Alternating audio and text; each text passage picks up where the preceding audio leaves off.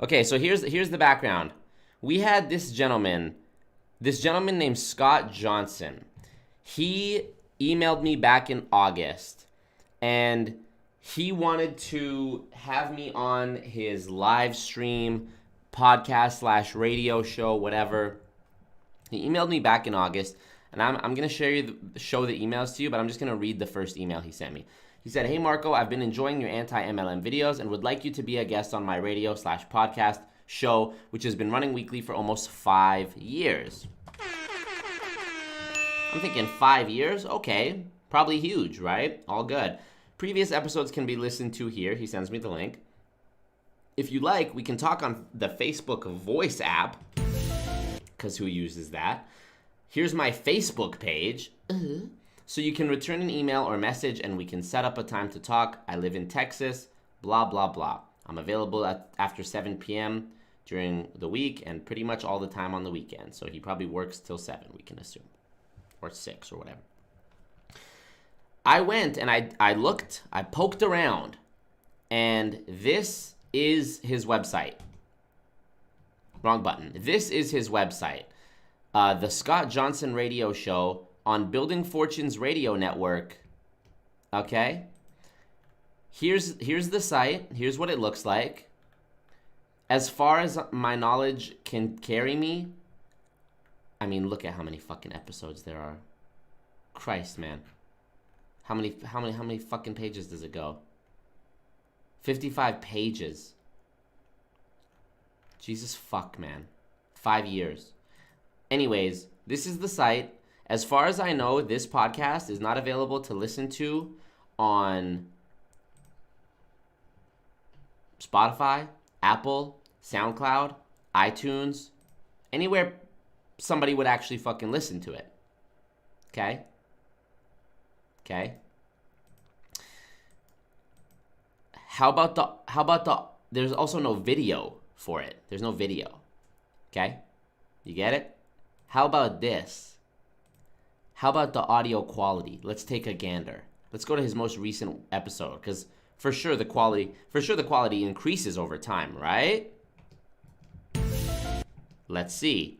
This is his most recent episode. After doing the show for 5 years, let's see what it sounds like. Welcome to Building Fortunes Radio. Make sure you check us out at buildingfortunesradio.com. Along with our marketing partners, we're here to help our PM marketing network lead customers build their businesses and make the world a better place.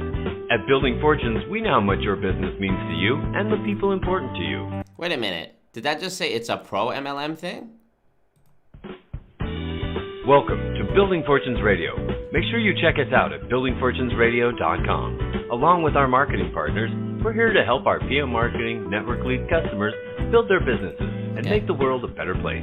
At Building Fortunes, we know how much your business means to you. Let's skip ahead and listen to the actual content. Here we go. Because they didn't use it. So anyway, I'm going to start at the bottom because this kind of goes in the same sequence as the video that Savy did as she was reviewing the book. So that's why I'm starting at the bottom of my comments, starting at... Sounds like absolute fucking horsecock. Okay? All good. I see that he has no following. I see that he has his quality is shit. So I never replied. Okay? I've been for a while now, up until a few days ago, which was the first time I ever got offered actual money to do an advertisement. Granted, I got lowballed, but still, Raid Shadow Legends was the first to step up to the plate. Shout out to Raid Shadow Legends. They offered me $600 to do a Raid Shadow Legends ad in an upcoming MLM video, and I said no. I said no because it ain't worth it for that, and those videos are all about integrity. If you want me to sell my soul in an MLM video, it's got to be for a product that has something to do with what the topic of the video is about, or you've just got to pay me a fucking ridiculous bag. You want me to do a Ridge Wallet ad in a fucking, I could integrate that. Hey, do you not want to have your money taken by scammers? Protect your money. Speaking of keeping your money safe, did you know Ridge Wallet has fucking, protects your wallet from the lasers and protects people from fucking scanning your information. Come on, dude. Easy integration. Dono, thank you for that. Dono, it's a $5 dono from Marco. Thank you, Marco. And he said, bring Fidel on. Yes, Fidel will be on soon in a new video, and we're going to have him on the live stream again. Don't you worry. Don't you worry your sweet little head. So, yeah. Shout out Raid Shadow Legends. But that's the first time that somebody offered me a bag. For a while, however, I've been at the level of fame where I'll get offered beats from producers, but they won't be very good. I'll get offered sponsorships, but it's in exchange for like a t-shirt or a backpack or a fucking watch from Alibaba. Or I'll get invited onto podcasts, but the podcasts have no listeners and it's not worth my time. So basically, this is kind of the level I've been in for a while. And when this guy first emailed me back in August, I didn't reply because this was obviously one of those this is what we do in Boy Wonder. This is obviously one of those things where there's no reason for me to do it. There's no fan base here. There's no incentive for me to do it. It's not going to help me make money. It's not going to help me get more fans. It's not going to help me get more exposure. It's not going to help me put more people onto the anti-MLM message. It's not going to help me educate people. It's not going to do fucking dick. So I never replied. He hits me up again. Let's share the screen with you guys. He hits me up again here. He hits me up again March 31st, so a few days ago, right? Marco, reaching out to you again regarding MLM scams. I understood you've talked with Dave Vaughn a couple times. This is the guy who supports my videos. I guess they know each other. He has been on the podcast twice. See my earlier message for more information, and he sends me this email. I reply, and I said, this is my polite way of saying no, okay? And this is what I've been saying to everyone. Thanks, Scott. Not interested in doing anything like that at this time, though. Maybe in the future. So I say, no, I'm not looking to do that right now. However, the door is open. In the future, the door is open. He replies to me at 4, I didn't even notice this, 4:23 a.m. his time. Or this was my time, so it would have been 5:23 a.m. his time. Marco, what time frame would you like me to get back with you? A month, 3 months, 6 months, another time frame? It is my belief we will only shut down these MLM scams by working together. Regards, Scott J. So now, in my opinion, he's being a little bit pushy and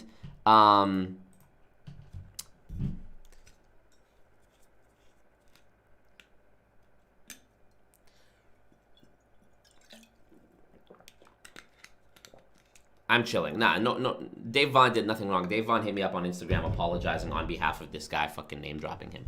But in my opinion, he's being a bit pushy. So I said I'm gonna be honest with the guy, and I'm gonna be polite, and I'm gonna be honest, and let's see what happens. By the way, if you guys are in here, 160 people watching, really appreciate that, y'all.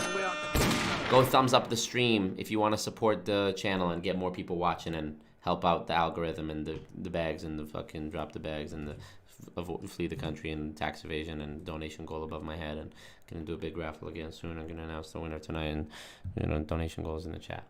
All right, so I replied, okay? And I said, with all due respect, Scott, and correct me if I'm wrong, but the platform and medium in which you're pursuing this mission, which I stand by, is not gaining traction or catching the attention it needs in order to be effective.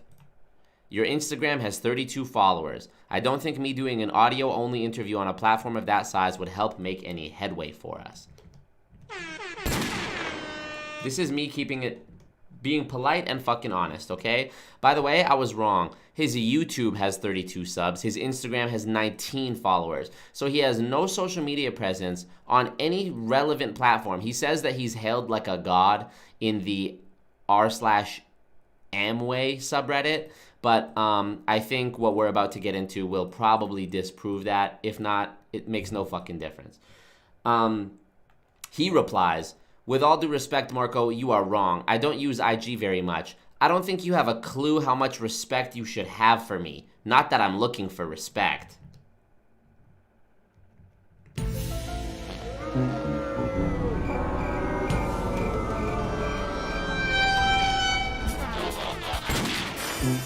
Hard time finding friends, long drive.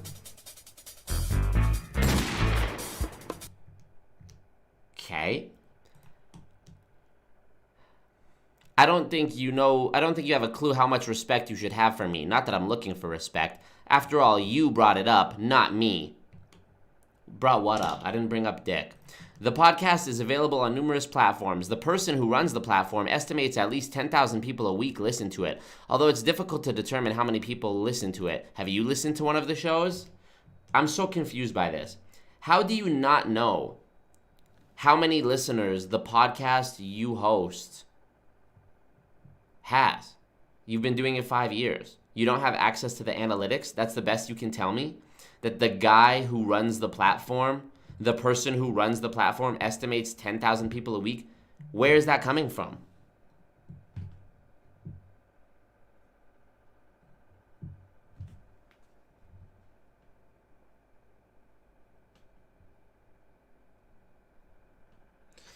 I don't know. And yes, I have listened to one of the fucking episodes. They sound like dick.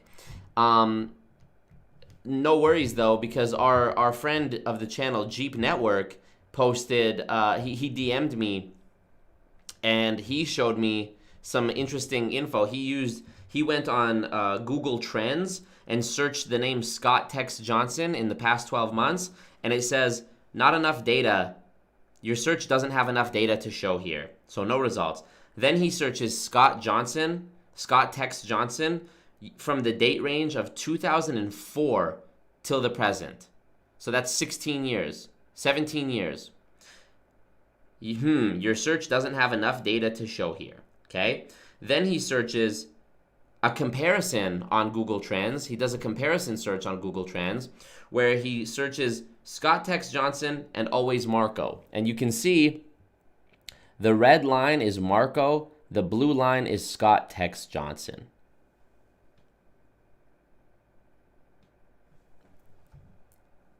He's unknown in every sense of the word. Okay? All good. Let's keep reading his email. King Kong ain't got shit on me, Scott in a nutshell. Facts. Dude, he's got a lot of listeners, just believe it, okay? Yeah, makes no fucking sense, man. Makes no sense. I'm gonna tell you what's good. Appreciate you, Phoenix. Play the respect plus sound effect from San Andreas. I need to get that. That'd be dope. What up, the Cassandra? Hi, Brian. What's up, Brian? Appreciate you, big dog.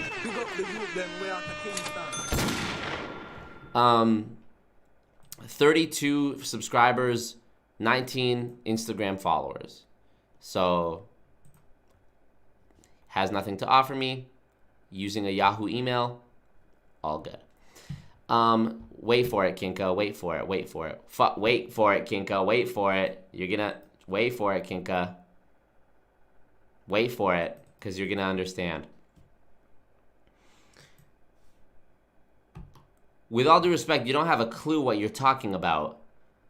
Which means you're misleading a lot of people down a primrose path. While you may be able to turn people off from MLM scams, you would be much more effective if you knew what you were talking about. As I said in the prior email, we can be much more effective working together. You have a larger audience. I have the larger body of knowledge regarding MLM scams. Unless you're in this mission, which I also stand by and have since 2005, for your own ego and money from social media, it makes zero sense not to talk with me, he says. No, Scott. It doesn't make zero sense for me to talk to you only if I'm interested in doing YouTube for my own ego and money. Literally every measurable metric, okay, of why this would be good for me to do is not there. So there's no positive ROI. Money, obviously not there. Exposure, obviously not there. You're just asking for a fucking handout. You say, Marco, you have the larger audience, I have the larger body of knowledge. So you're telling me that you, okay, an unknown person, has more knowledge regarding MLMs about me a guy making MLM videos that get a decent amount of views. That's what we're saying? It's all good. It's all good.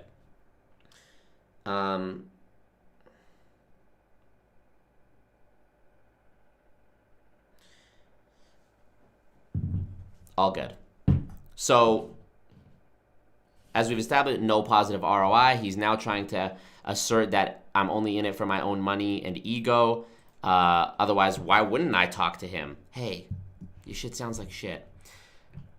Then he goes, I don't know whether you erased this comment on your IG post. I did delete a comment of his on an IG post of mine because it was so cuck. And he commented this. This was on my IGTV debate with Anmol from WFG that happened a few days ago. He posted this comment. You first have to define what a pyramid scheme is. Without that, people are just talking past each other. If what this guy is saying is true in regards to selling insurance to customers, and it is typical of most WFG IBOs, then Marco loses the argument. Marco obviously doesn't understand how non-MLM real estate, insurance, etc. works, because lots of people got little pieces of each transaction. Lots of people get little pieces of each transaction. Other MLMs appear to be better targets for criticism than WFG. Come on, tough guy, pick up the phone. All you have to do is send a message to my Facebook page and we can use the Facebook voice app. I also use Skype. I advise you to check out my website, blah, blah, blah, blah, blah. I reply, hey, Scott, go fuck yourself. He responds and says, hey, Marco, I'll be doing that to you Saturday, which is today, 8:30 p.m. Central Time. Call this number, blah, blah, blah. If you ever decide to grow up and stop being a little immature brat, get back with me. I never replied to this guy. This was 2 days ago. This was on Thursday. I said, all good. I'm just going to fucking flame this dude on my live stream, and we're not going to worry about it again. So this is the background, okay? Yeah, Kinga, we do gotta play chess again. I mean, I do gotta win at chess again, innit? Okay, so, he has nothing. He has nothing.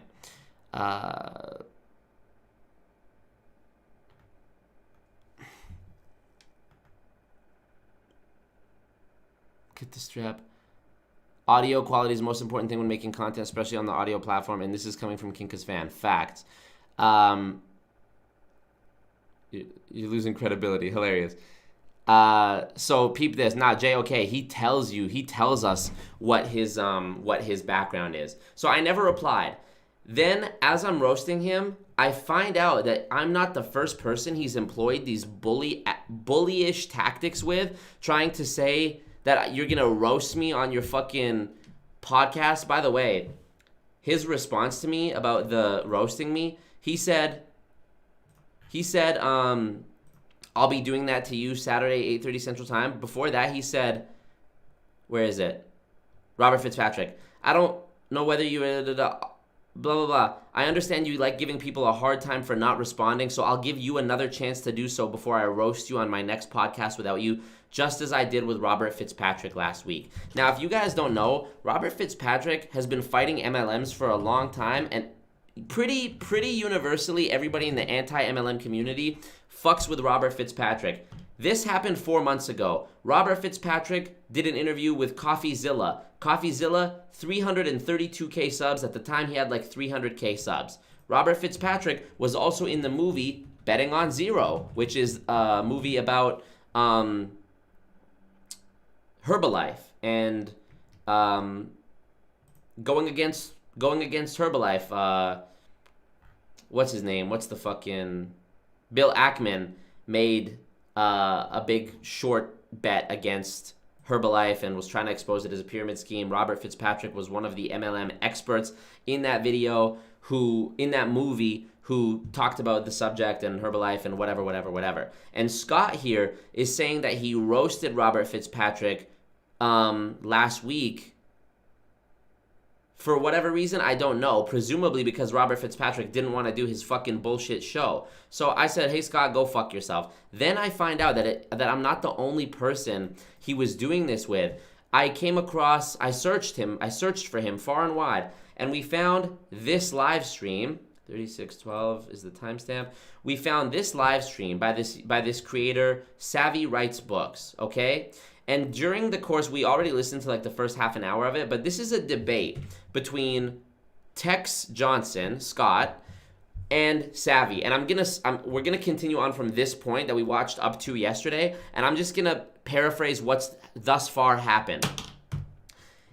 Everyone in the chat on Savy Writes Books chat hates this guy. We've got anti-MLM creators whose names I recognize, like the Recovering Hunbot, anti-MLM Boss Babes, MLM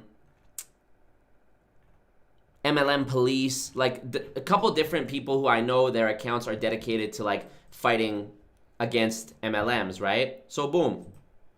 Everyone in the chat is pissed off at this dude because he's so dense and unwilling to take on anyone's perspective. He just wants to be right. So, couple bullet points about what's gone on in this debate between Savy and Scott so far.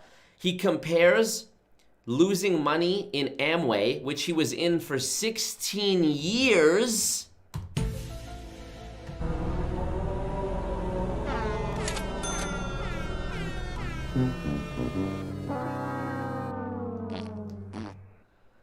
he compares losing money in Amway, trigger warning, okay? He compares losing money in Amway. He makes an analogy. He thinks that this is a suave thing to do. He makes the analogy that it made him feel violated in the same way that victims of sexual assault are violated.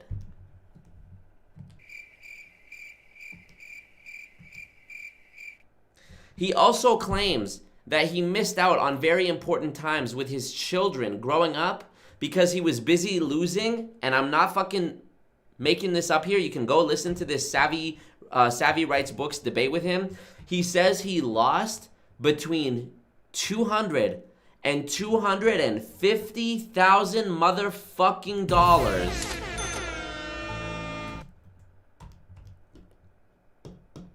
by the time he quit MLMs in 2009, I think it was. And he mentions that in 1993, he had a son that was 3.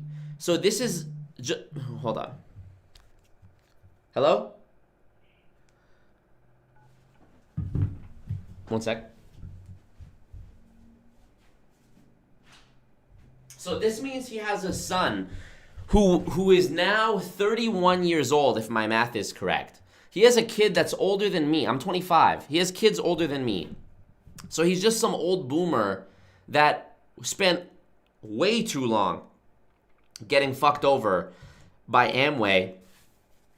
And like, dude, that's an unforgivably long time to be consistently losing money. Like, how do you not get it? Okay? So in this debate with Savy, he's expressing his regret and whatever. This is his mission. I was, strung along with Amway for so long, and that's why I want to help people stay away from it, and blah, blah, blah, and that's his whole thing, okay? That's his whole mission statement, he says. But he does things like compare his loss of time and money to the violation that sexual assault survivors feel. What else were some amazing things? Oh yeah, when Savy tells him that this is probably not the most droll analogy to be making, he says that people who get triggered are just too sensitive and they need to grow up.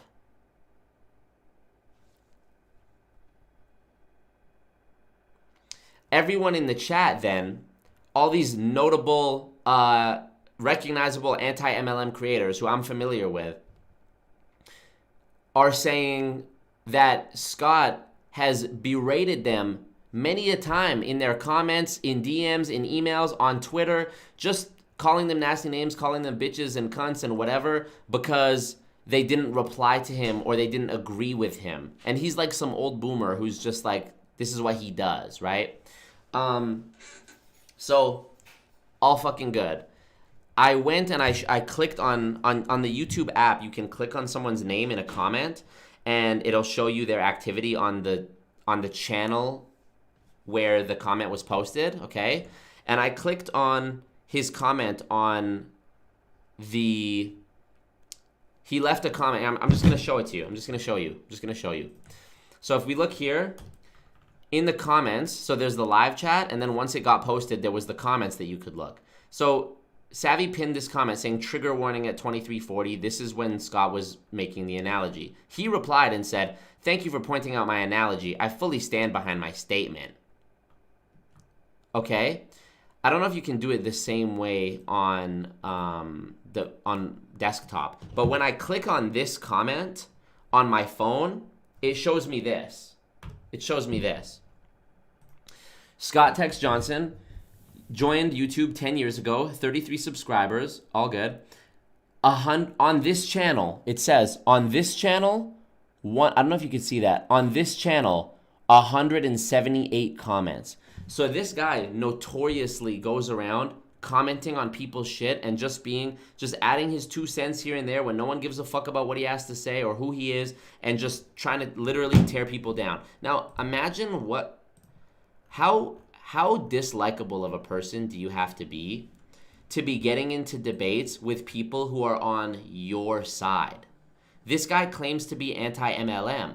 And here he is appearing on the platform of another YouTuber who's anti-MLM, which shout out to Savy for doing this, because she has 13.2K subscribers, which for Scott, I mean, dude, he's been on YouTube 10 years. He has 33. This guy gets 3 subscribers a year on average, okay? Which is probably the same amount of money he made per year on average in Amway. So yeah, here he is getting a handout, which is what he fucking literally shakes his cup around for, trying to just get handouts and threatening people when they don't give them to him. So here, he got what he wanted. He got a platform bigger than anything he could ever create for himself, and he blew it. You blew it. And last night, I spent the better part of the stream, the better part of 4 hours, roasting this guy because he's just a bully. He's just a deplorable fucking loser. I declined to be on his radio show for good reason, and he came back telling me that he's gonna roast me on his fucking... Dude, to who? Nobody's gonna fucking listen. And I became aware of Savy's content, and I messaged Savy, and I told Savy called in last night to this live stream and shared her thoughts on Scott, basically. And I told Savy, hey, if you ever want me to appear on a live stream or do a interview with you, let me know, because the patience that she had for this guy, I would have fucking... I mean, you saw. It didn't even get to this point with me. I sent him an email telling him, hey, Scott, go fuck yourself. But he just sucks. Anyways, what else was I going to say here before I move on to the next? Okay, yeah, so we're on the same page. He lost $250,000 in Amway back in the day. By today's money, it's closer to $500,000. All good. Missed watching his kids growing up because he was too stupid to fucking realize that if you don't make money for 16 years in a row, it's probably not a fucking feasible business, or you're probably not good at it. And so now he's just this miserable old prick who, once again, is so opposed to doing any real hard work that he just wants to suck at the teat of bigger creators. And when they don't reply, he feels bitter. And when they do reply, like in my case, telling him, hey, this is not worth it for me to do, he decides to try and threaten people. And so, Scott, here you go yet again for the second night in a row. You're getting what you wanted. YouTube, an anti-MLM YouTube creator with 40,000 subscribers is giving you his platform to talk about you.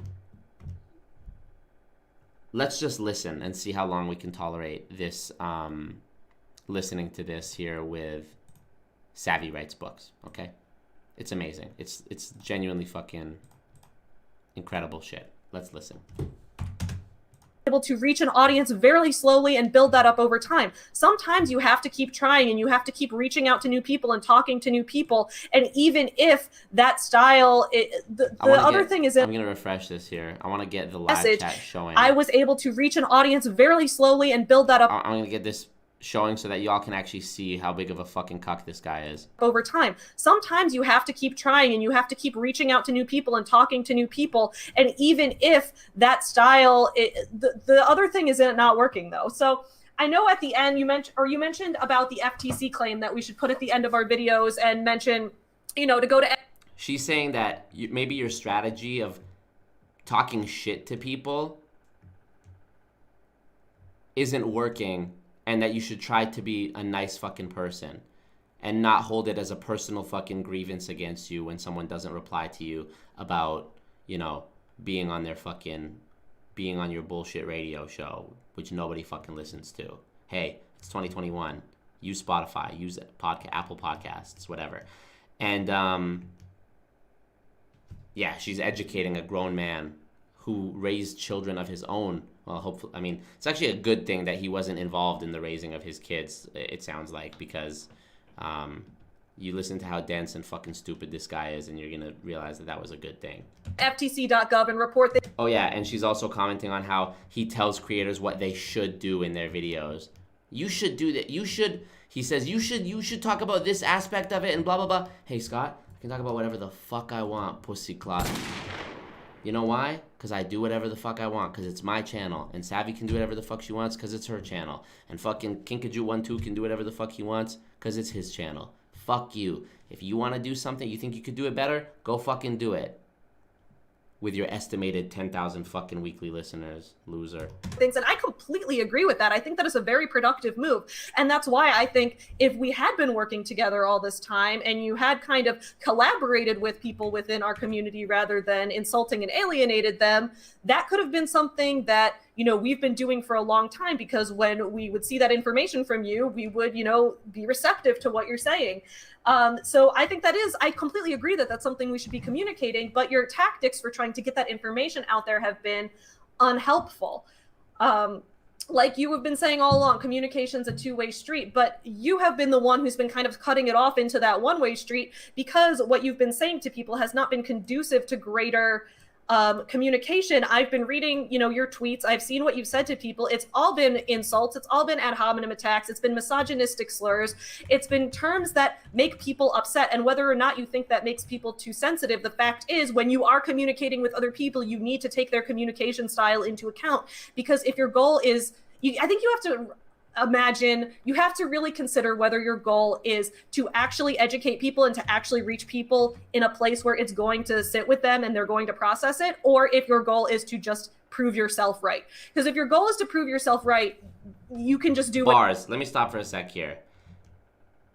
Basically, Savy's making this great point, that it doesn't matter if you're right, and it doesn't matter even if you do have knowledge to share. If the way you do it is by being a fucking douchebag, no one wants to give you the time of day. No one's ever going to stop and hear you and go, oh, okay, you were right, I was wrong, if you're going to be a fucking douchebag about the way you deliver your argument or have a conversation. And you'll see this guy is literally like, he's a fucking predator, just the way he like bobs and weaves around answers. There's one point during this coming up, which I'll warn you, he literally says, it might have already actually passed, I'm not sure. I think it's coming up. He literally says, because they talk about him comparing sexual assault to losing money and time in Amway, okay? He literally says, assault victims want to be shamed. Literally, he says that. Let's listen.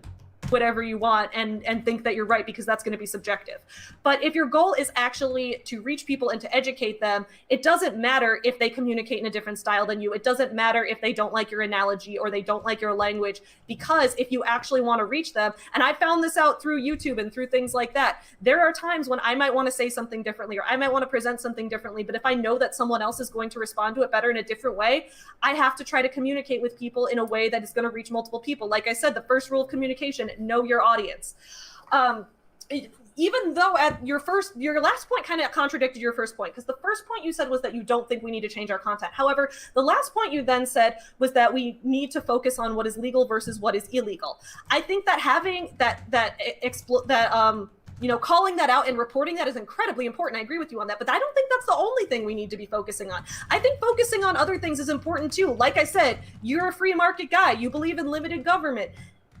free market people generally believe that the market's going to dictate and people are going to vote with their dollars and we're going to see what succeeds and fails based on that. If we see a lack of demand in MLM companies due to education about the cult stuff, right? Even if cults aren't illegal, even if we look at that emotional manipulation, we can still call it out and discourage people from joining and let the free market take care of MLMs in addition to reporting it to the FTC. Whether something is legal or illegal does not show whether it's exploitative or not. Legal things can still be bad. Okay, that is my time. I'm going to stop the screen share now because, guys, we are not timing this anymore. Now what we are doing is we are going to take questions from the audience. So I'm going to look through the comments real quick. And if anyone has any question or comment, why do you think she owes you a... Do you think there is a right way to do an MLM company? I believe there's a right.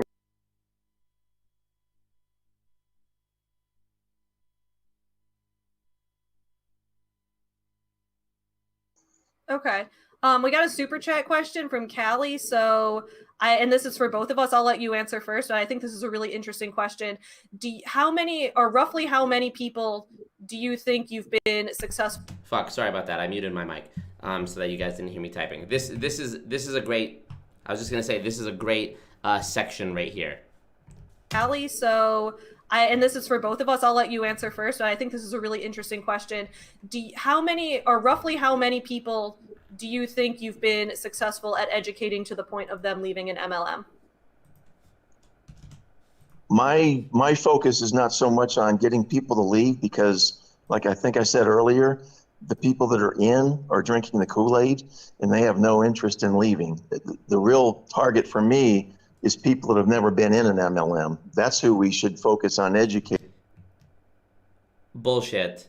Fidel, who was drinking the Kool-Aid harder than most people, had been in it for 2.5 years, just left I Am Academy.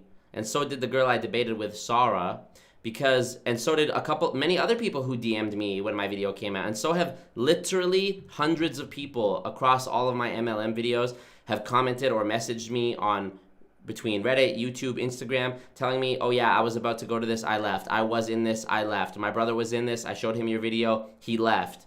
You can educate people even if they're in the MLM. So this guy's obviously in fucking excuse mode. Let's see how he digs it deeper.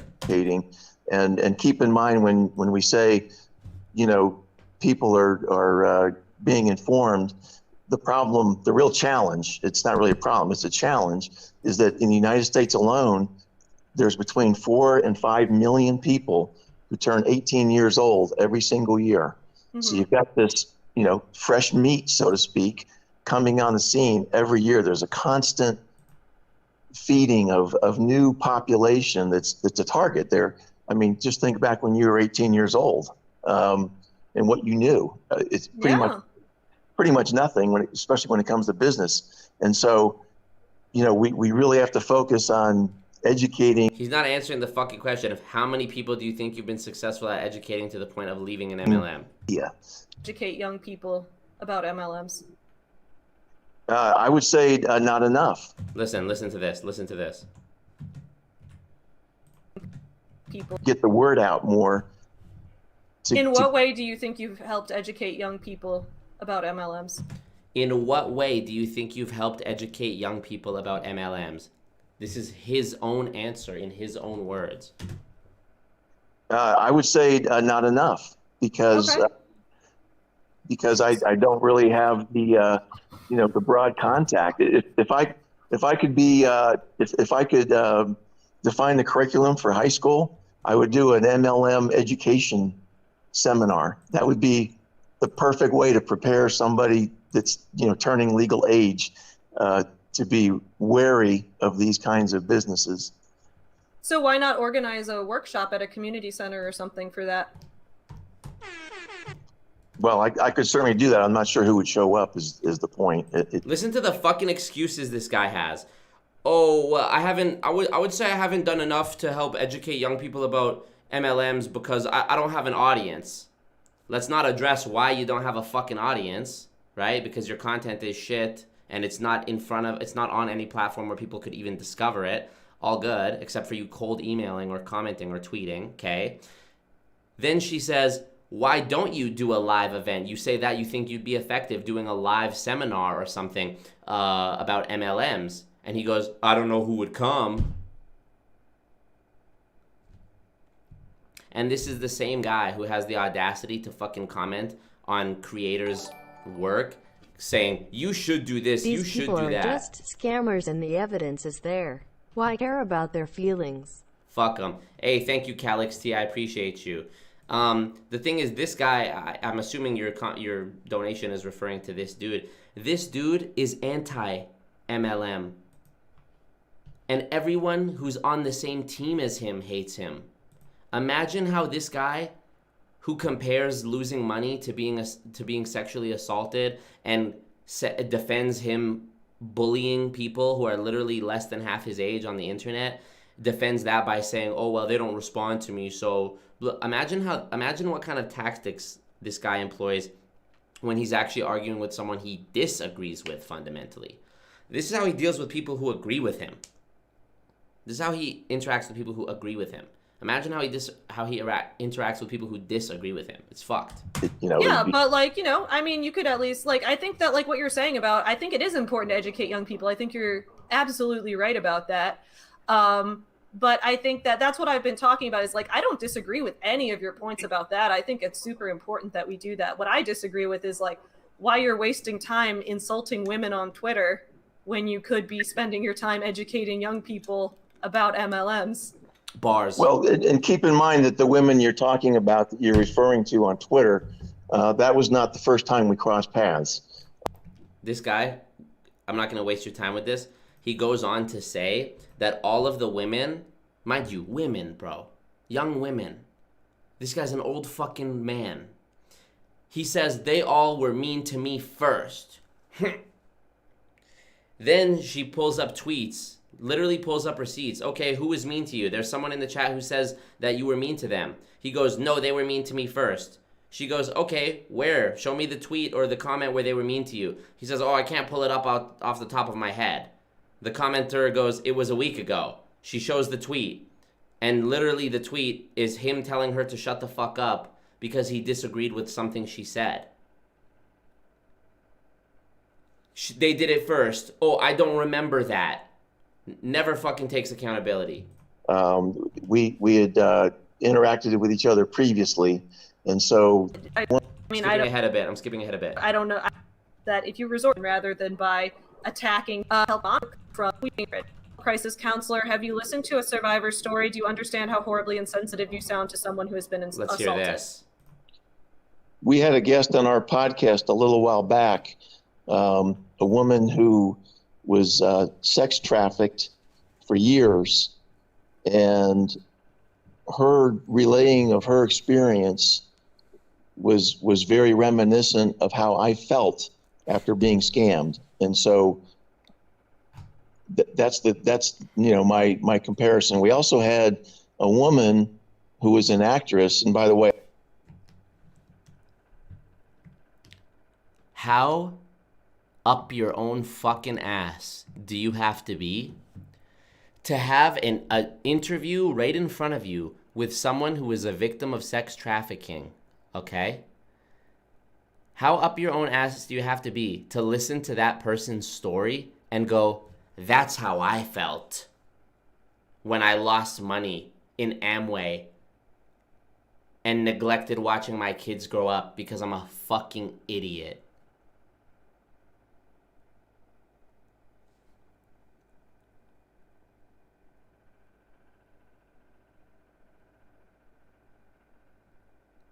Like, dude, it's literally fucking staggering. It's mind-boggling. That's how you felt? Hey, Scott. No, it isn't. Did you have somebody... Not a few thousand, AA. $250,000. Back in the 90s, too. So probably closer to $500,000 in today's money.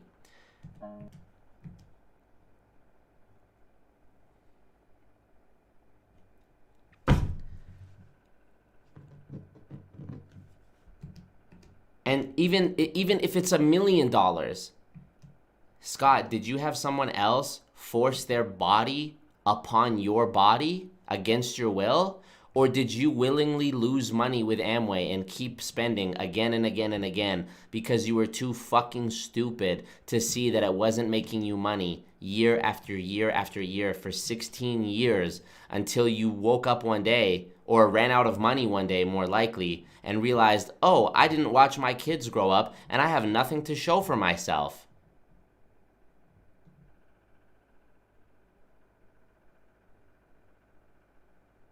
Like, I don't want to sound like a fucking social justice warrior, but that's the most fucking privileged, like, white male shit I've ever fucking heard in my life, bro. And I'm not even the type to, like, jump to shit like that. But, like, how fucking up your own ass do you have to be, man? I would highly recommend people, buy or rent this movie. It's called 8 Days, the number 8 and then days. And it's the story of this woman who was... Look at the chat. Look at the chat. Look at the chat on this video. OMG, stop. He didn't listen then. Facepalm. It's not the same. He did not. Actually sex trafficked for several years. And this actress played the mother of the girl in the movie. And she was so moved. Blah, blah, blah. There was a Skipping ahead, skipping ahead, skipping ahead, skipping ahead. Let's skipping ahead to when the next question trying to comes attack up. someone as a person. How is that relating to the facts? That was only in response to them attacking me first, Listen because to I this don't guy. want to spend the time dancing with them to try to develop a relationship. Like I said earlier, I did that several times. It went nowhere. They eventually just went away, and I wasted all that time and effort that I could have been using contacting a lot of other people. So his reasoning for why he beefs people and threatens people and calls people mean names on the internet is because they were mean to him first. And when asked to expand on that, he goes, oh, well, they didn't respond to me, or they didn't want to work with me. They didn't want to be on my radio show. And he goes, this, me being mean to them and, shutting the conversation down by saying mean things to them, that's just my way of saving time. You know what would, and Savy even brings up the point, you know what would save you time? Just leaving it and moving on to the next person. And he goes, his excuse for that is, well, that's just the way I'm wired. That's just the way I am, fucking excuse. Zero accountability. Literally, look at the comments, look at the chat on this video. How is calling women cunts plain facts? This is such gatekeeping. It is gatekeeping, because this guy's saying that everybody has to do shit his way, everyone has to suck his fucking dick. And bro, even if you were a creator that had like millions of subs, that was like the king anti-MLM guy, you don't get to fucking treat people this way. He is unable to take accountability. You attack us first. You've done it multiple times. We didn't attack you first. Walk away then. Here's a person who's a victim that donated and said, you don't get to shame me from being traumatized by my experience. Growing up doesn't erase the harm I've experienced as a victim.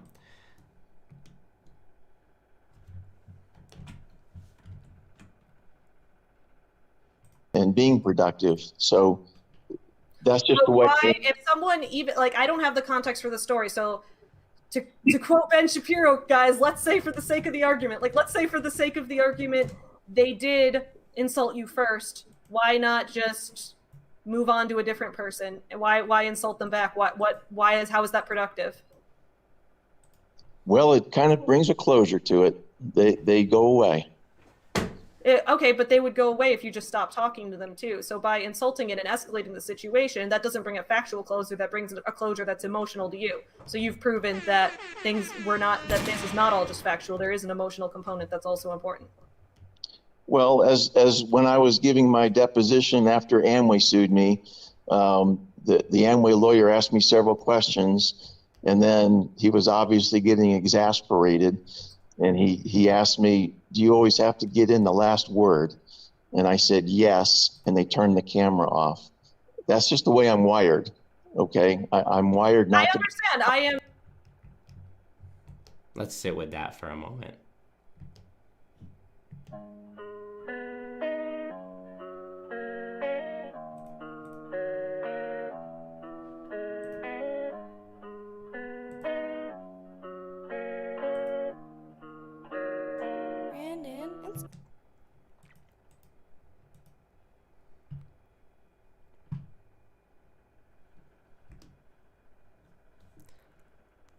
I'm going to skip ahead a little bit here. To talk to by spreading that message. So you could have had with other people who didn't insult you, with other people who would. Okay, I think I my piece too. I mean, if someone's cruel, you need to grow. They're It was earlier when he wanting said, to be oh, shamed. here, listen, this is where he says that sexual assault victims are wanting to be shamed. And when he hears Savy's tone change, Savy, if you're watching, bro, I don't know if you peeped this, but in this video, he very clearly says they are wanting to be shamed. And as soon as he hears Savy's tone change up and go, did you just say what I think you said? He goes, no, I'm saying that I would never want someone who was a victim to be shamed. Listen, though. Listen. In fact, it's one of those things that I think until you've gone through it, you can't really understand like the extent of the effect that it can have on someone, and everyone's response to it is going to be different. But it's not a matter of growing up or anything like that. I think that's just, I mean, if we're dealing in facts, I mean, I could say that it's, you know, a cruel thing to say, but if you want to deal in facts, it's also just a factually incorrect thing to say.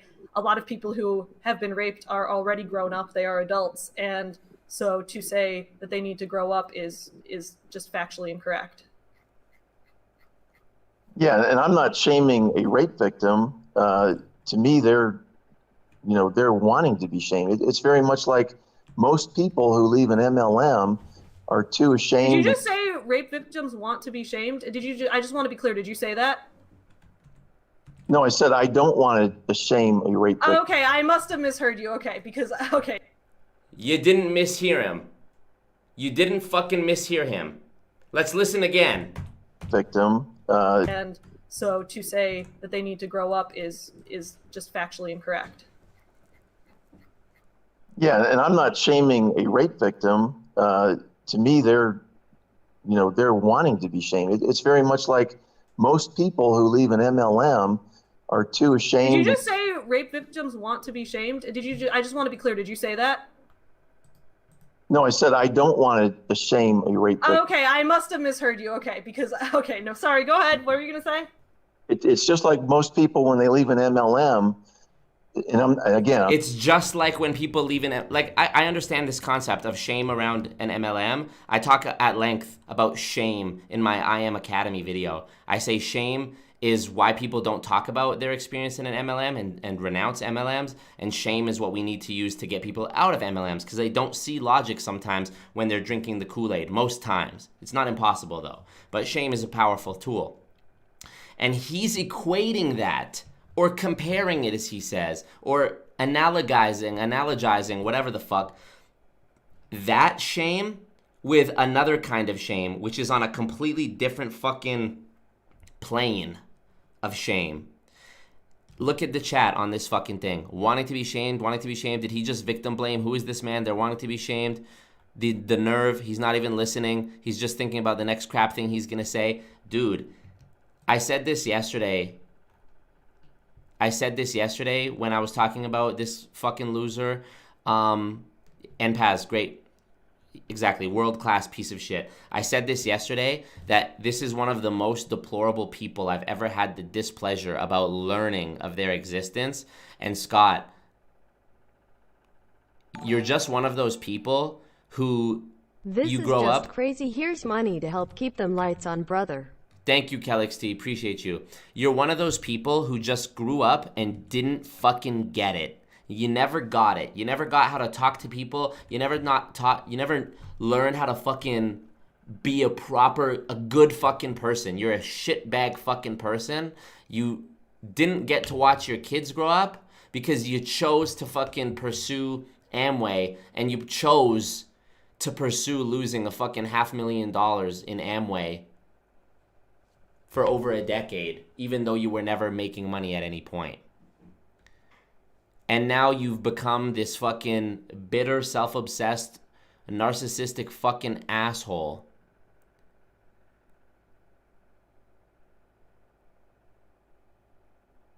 And as long as you continue to live your life this way and say these fucking things that you say and be unwilling to take a look within and zoom out for a second and hear somebody else's perspective, not just listen, but really hear them, as long as this is how you're going to live your life, you deserve every hardship that fucking comes your way. You deserve every L that anyone could ever fucking hand you. And Scott's back in the chat tonight.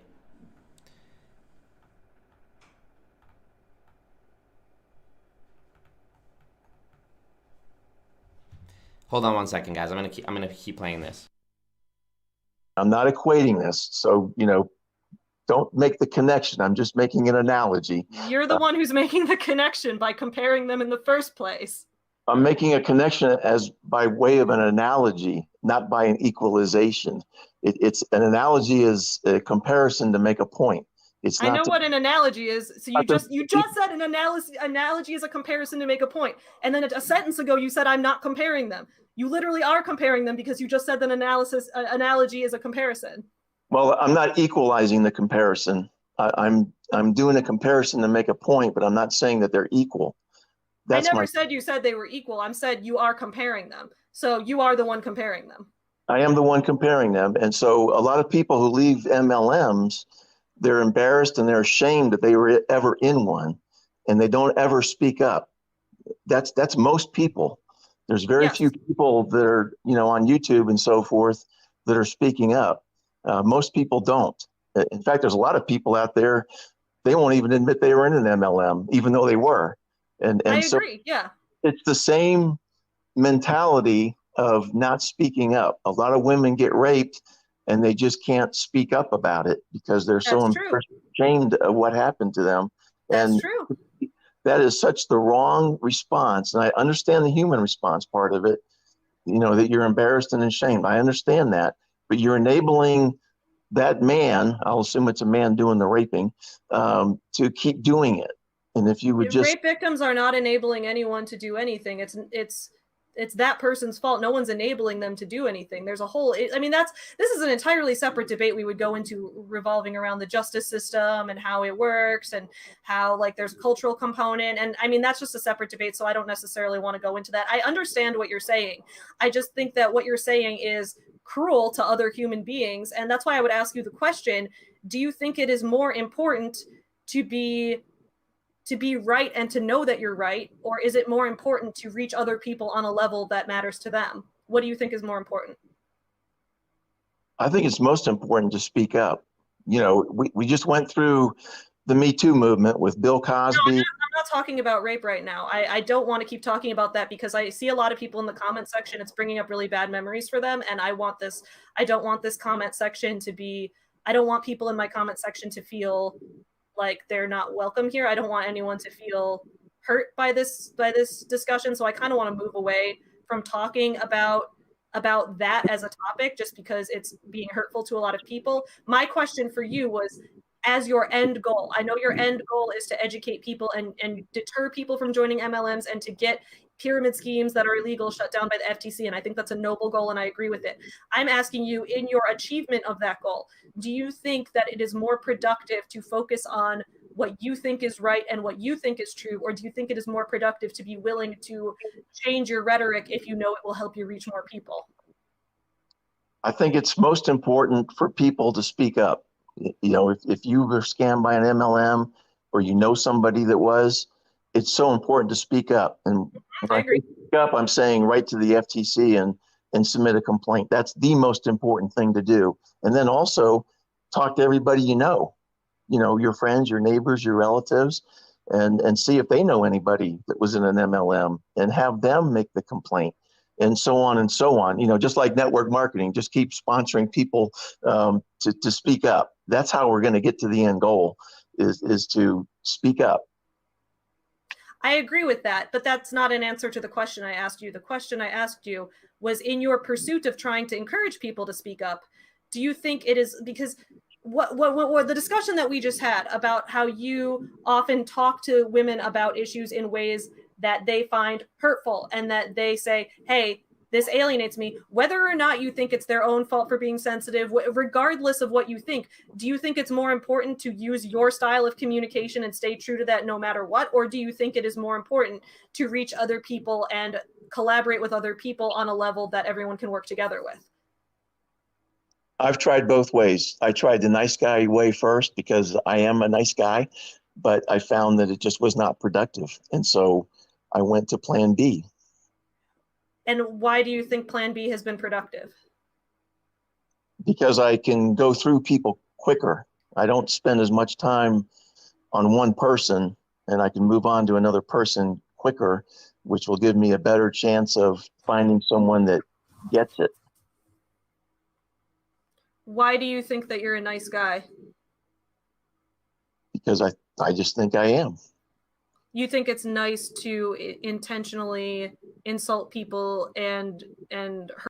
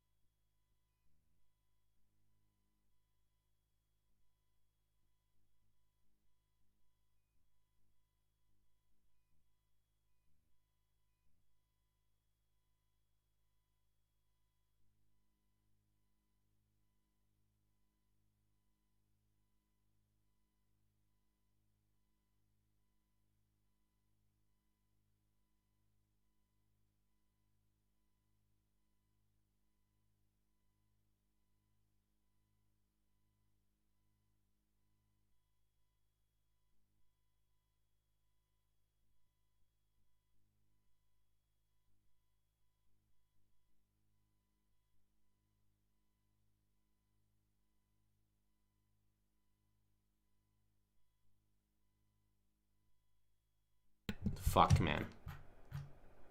Of course my shit was muted. All good. I know, I remember exactly what I said. Scott is in the chat here saying I would have been here sooner, but Marco didn't notify me that he was live. I'll have you guys know that last night, when I was doing the live stream last night, I gave Scott the opportunity to call into this live stream, and he blocked me on everything. Okay?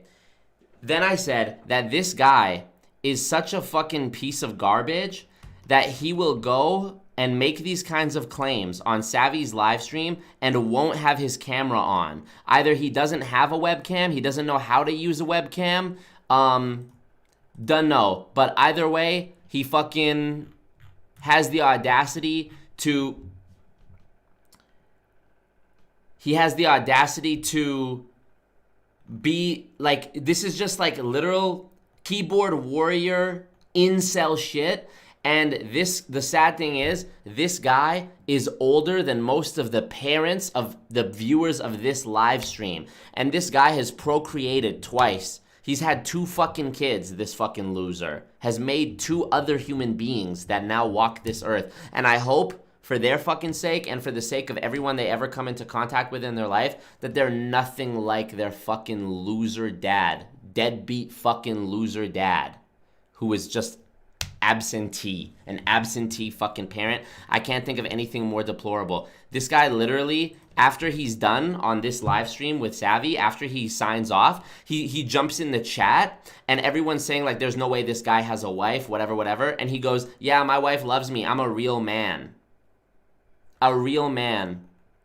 A real man that had fucking hungry kids at home and was busy out here fucking losing $250,000. I don't know. Maybe it's because I'm from a different generation. Maybe I just have a skewed view of the world. Maybe I'm wrong. But I think that if you have fucking kids at home that you're responsible for, that need to eat food,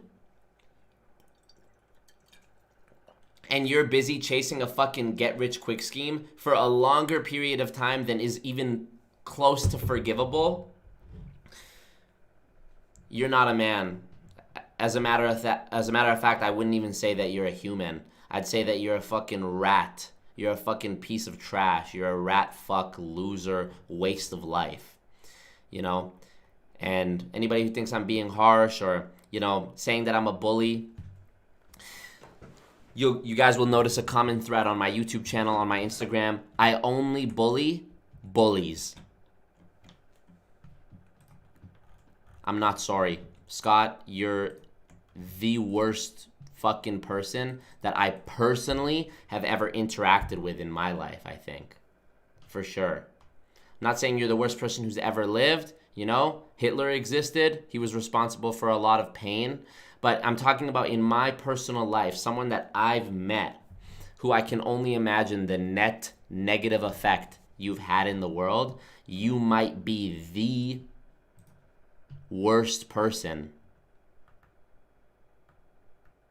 You're just a bad person, man. I don't have any interest.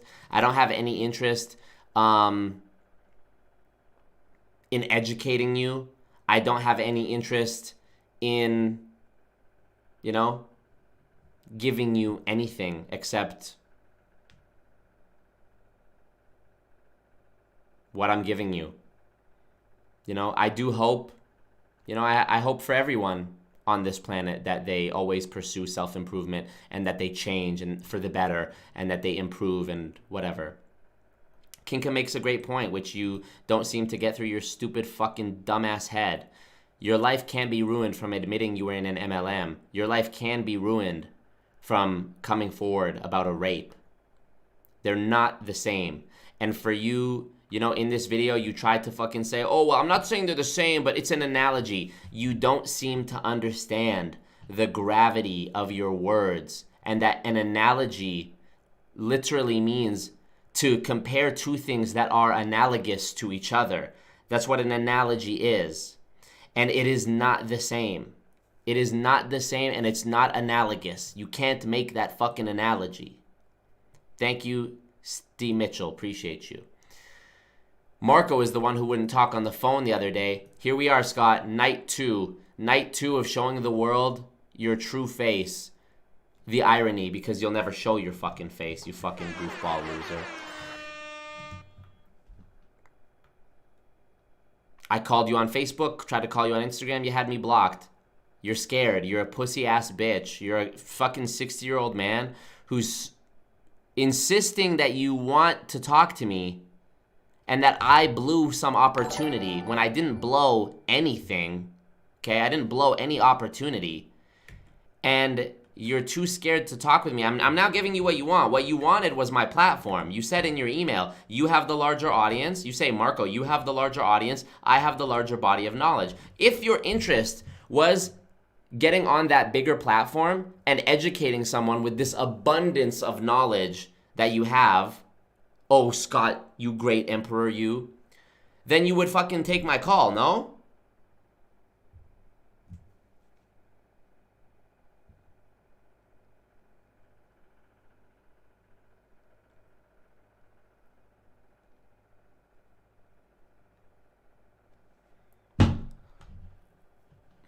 I blew it? What do you mean I blew it?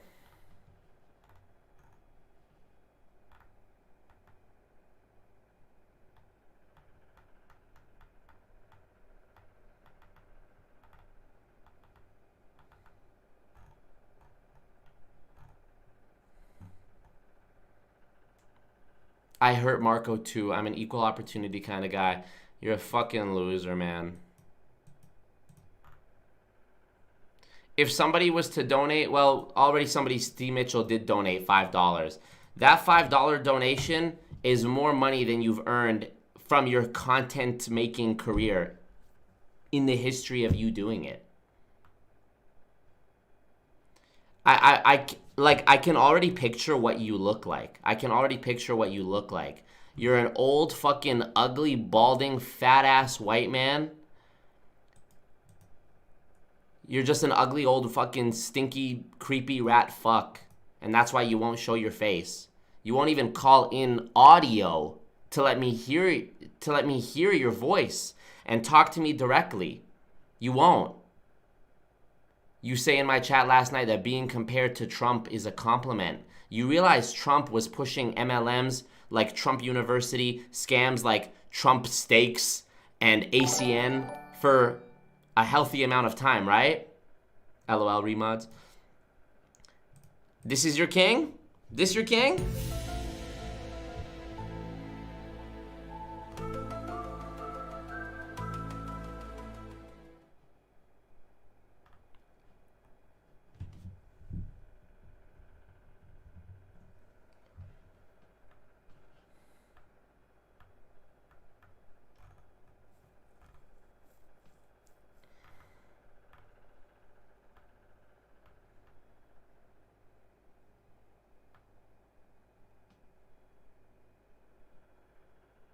Facts, Kinka. People who are actually knowledgeable don't go around saying they have an abundance of knowledge. And people who are real men also don't go around saying, I'm a real man.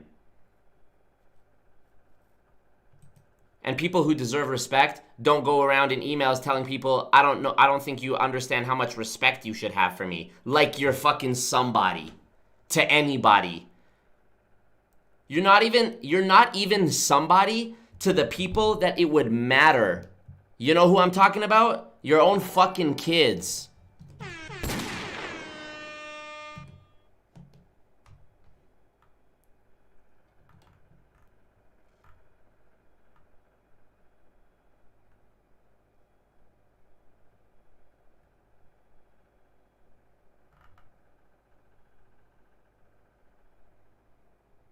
Dunning-Kruger effect for real, cognitive dissonance for real. The Dunning-Kruger effect is when the dumbest person in the room thinks they're the smartest person in the room because they're too dumb to see anything otherwise. Hold on one second.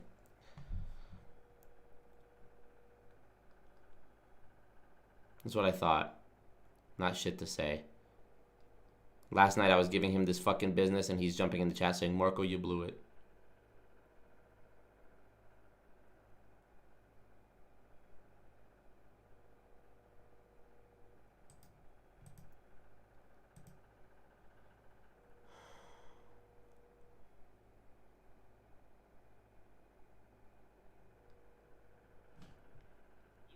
Let's keep watching. Hurt people even when they've told you that that way of communicating is hurtful to them. You think it's a nice thing to do to just push through that and continue it anyway. I've never started a conflict. I've always been a counter puncher. I've never started a conflict. Okay, well, I would need sources for all of that. I can't comment on that because I don't have sources. Let me see. So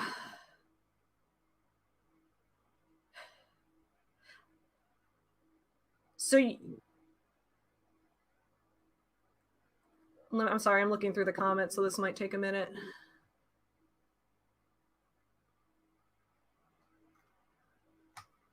A few people in the comments are saying that it was you that reached out to them first.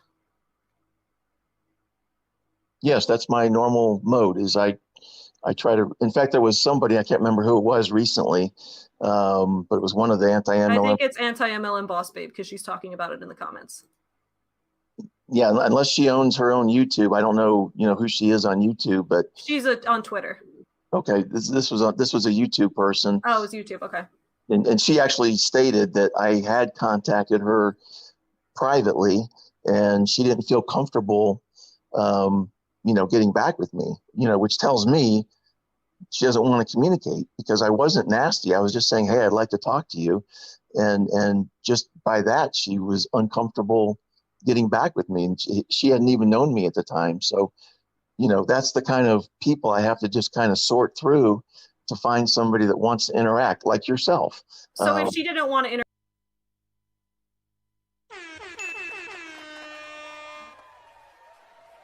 Hey, Scott, your kids fucking hate you.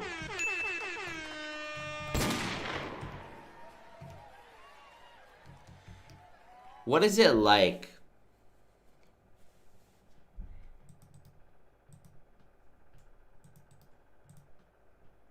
I can't imagine what that would be like to go on for 16 years while there's kids growing, losing money over and over and over again, year after year after year after year.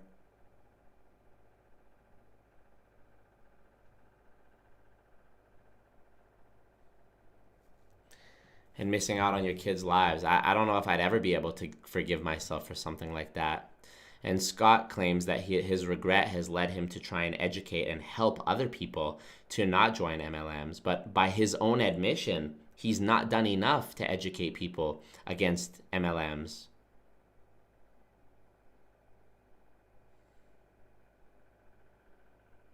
By his own fucking admission.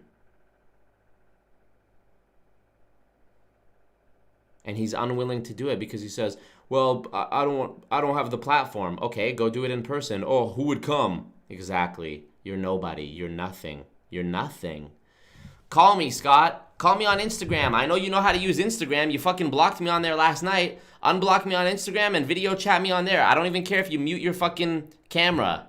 I'm too stupid to listen. Okay. He still doesn't get it. Skype. Nobody fucking has Skype, Scott. It's 2021. People use Zoom. People use fucking Zoom. I don't even have a fucking Skype account. Use Instagram. My phone is right fucking here. Everyone will be able to hear you. Or use Zoom. Drop your fucking Zoom. Fucking loser. Thank you, Kyle K. Appreciate you.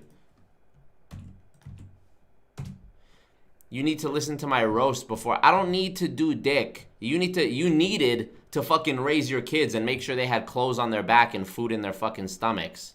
That's what you needed to fucking do. I don't need to do dick. I'm a 25-year-old fucking kid. I don't have no kids. All I gotta do is whatever the fuck I wanna do. Fucking dumbass loser. Just a loser. Facts, James. Those who want respect, give respect. You don't want to talk to me. You're a fucking pussy. You're a fucking pussy. Always on defense mode. Always think someone's coming at you until the point that you push them to the point where they are coming at you, and then you use that as the excuse. Like, it's such a sign of fucking weakness. It's so see-through. You know, you go on Savy's fucking stream complaining about all the people in chat hating on you, and you won't admit any sort of fucking wrongdoing or boneheadedness or denseness or thick-skulledness, and then you jump in the chat right after going on, fucking bitching at people. You're fucking... Oh, by the way, I didn't even give you guys this. I didn't even give you guys this, bro. I didn't even give you guys this. He emailed me again today, twice. Let's share this. Scott, I'm listening to the first part of the video right now at the 58-minute point. You owe me an apology. Okay, let's go see what he's talking about. 58-minute point. So we're at 1 hour and 5. Let me remember to come back to that. 1 hour and 5. 58 minutes. He says I owe him an apology. Let's see. Are too ashamed. Did you just say rape victims want to be shamed? I just want to be clear. Did you say that? No, I said I don't want to shame a rape victim. Oh, okay. Oh, I owe you an apology, Scott? You didn't say this? And I'm not shaming a rape victim. To me, they're wanting to be shamed. It's very much like most people who leave an MLM are too ashamed. Did you just say rape victims want to be shamed? Did I take you out of context there, Scott? Did I misrepresent you there, Scott?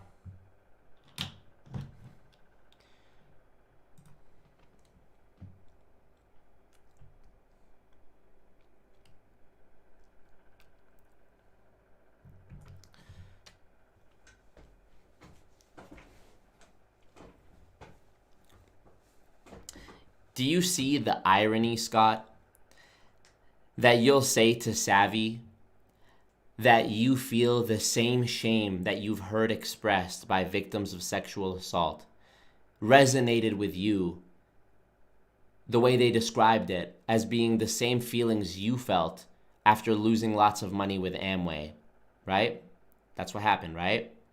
You think there's a similarity there between the shame that those victims feel and the shame that you felt, right? What about the shame? Not of the money. What about the shame of not fucking being there for your own children? The only reason that humans are put on this earth in the fucking first place is to procreate and continue. Now, a lot of people have different philosophies about purpose and whatnot, but that's what we're... If people don't create more people, the earth is just, we need to create more people. I know you understand that. You as a human were not even able to fulfill the most basic and natural of all human functions. You procreated, but you weren't even there for your own fucking kids. And you want to talk about shame and say that the shame you feel from losing money, from spending so much time in Amway, is the same shame that assault victims feel? I think you're focusing on the wrong kinds of shame, to be honest. Because I'm ashamed and embarrassed for you. He sent me another email. He said, at about 1:18 into Savy's video, she called it a debate. I considered it a discussion, but she did debate for several years, and that is her frame of reference. I'm going to have so much fun on the show tonight, Marco. I don't ever recall referring to this Savy live stream as anything but a debate, but I digress. It makes no fucking difference. Makes no fucking difference.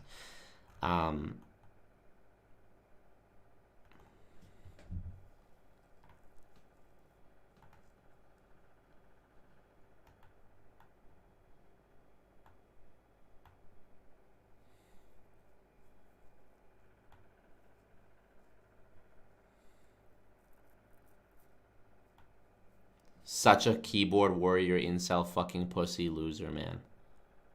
This is night 2 of me shitting on this fucking loser.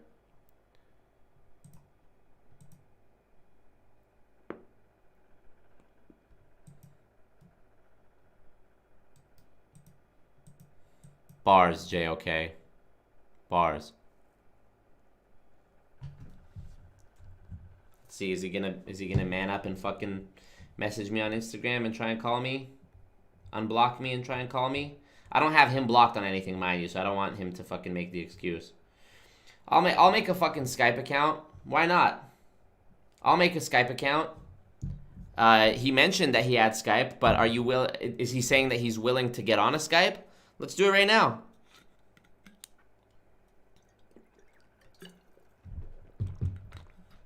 What up, Chef Bread Sofa?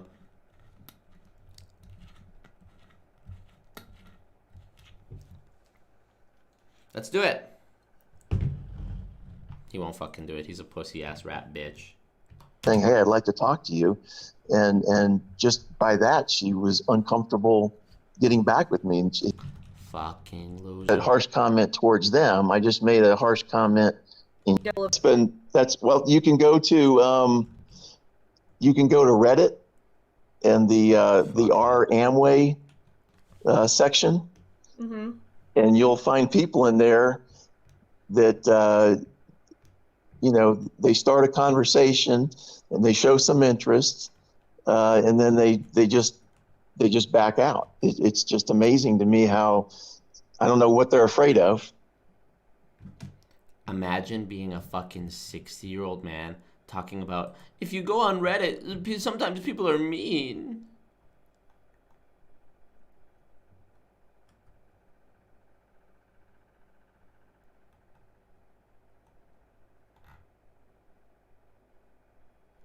It's all cap. Him saying that I have to listen to his roast before he gets me on a call. I'm going to listen to the roast. He won't get on the call. He would have did it yesterday when I spent the better part of 4 hours tearing into him while he was in the chat going, haha, Marco, you're projecting. Haha, Marco, you blew it. Like, it's obvious he's not going to do it. I told him, like, my phone is sitting right here. If he calls me on Instagram, I'll see it.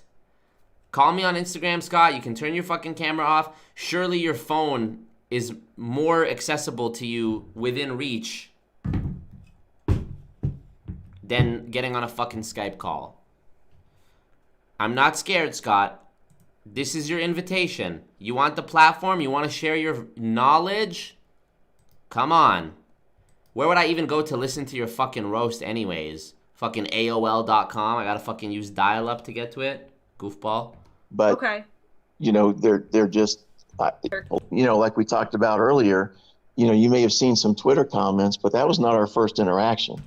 Okay, this is where Savy goes into showing, like, he literally she literally pulls up receipts of how he does go at someone first on Twitter, one of these women, and just calls her fucking names and says you're a bitch or whatever, or tells her to shut the fuck up. And he's like, oh, I don't remember that. That's all he can fucking say. Fucking faceless fucking coward loser.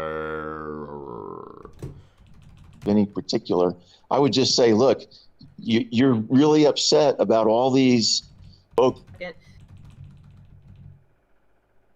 Skip ahead a bit. No, this comment, people do. This comment has 9 replies. Oh, I don't want to pussy. MLM. So, wait, And are you talking about MLMs now, or are you talking about an IBM type company? Oh, then he leaves. So, with you guys. I mean, that's basically it. You guys saw shout out to Savy, man. You guys saw. You guys saw the worthwhile shit of Tex Johnson. Like, dude, your name is literally Tex. Ooh. The roast won't be available for another day. You had to call the number I provided yesterday. I did call it at the beginning of this stream. Dude, do you see why you have no fucking reach, Scott? Someone has to call a number on a phone to listen to your show? And you think I'm gonna believe you when you tell me that the guy who runs your podcast estimates 10,000 people a week listen to it? You think 10,000 people? Hey, 10,000 people aren't even fucking picking up the phone. 10,000 people a week are picking up the phone and dialing a fucking 10-digit number to listen to Scott Tex Johnson's podcast like this. Oh yeah, this is really interesting. And they're not, it's just that they're just listening. It's not even a phone call. Does that sound realistic to y'all? Bet.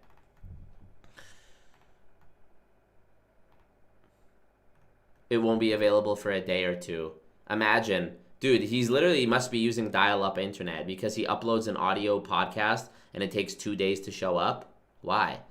If you were using YouTube or Spotify or Apple, it would be pretty much instant to get it on there. Thank you, Steve Mitchell. Appreciate you. Deadbook 420 masturbates not to Scott. Nice. Shout out, Johnny. Thank you. He's got to increase the bandwidth. He's got to download more RAM. Fuck, man. Hey, Scott, I'll do you one better. I'll try and call you right now. Oh, no, I can't because you have me fucking blocked. Couldn't even call you if I wanted to. What's your Instagram? Stop the Amway tool scam. Stop the Amway tool scam. Yep, has me blocked. All good. All fucking good. I'm gonna move on. I don't upload the audio. Peter does. And this guy's got more stories than Walt Disney. This guy's got more fucking excuses, bro, than anybody I've ever seen. What up, Savy? What's poppin', Savy? This guy's got more. I don't upload the audio. Hey, what's your excuse for not fucking answering a call right now? Everybody go check out Savy Writes Books. I'm gonna be on her channel soon. Because the patience that she had with this fucking predator. By the way, Savy, now that you're here, I wanted to point something out to you in your video with Tex. I don't know if you saw this, or, I mean, you must have seen this. You must have seen this. You must have seen this, Savy. You didn't mishear him at this moment in the video. Did you? I just want to be clear. Did you need to go up? Listen. Tell me what you make of this, Savy. Is just factually incorrect. Yeah, and I'm not shaming a rape victim. To me, they're wanting to be shamed. It's very much like most people who leave an MLM are too ashamed. Did you just say rape victims want to be shamed? Did you? I just want to be clear. Did you say that? No, I said I don't want to shame a rape victim. Oh, okay, I must have misheard. You didn't mishear him. You didn't mishear him. That's what he said.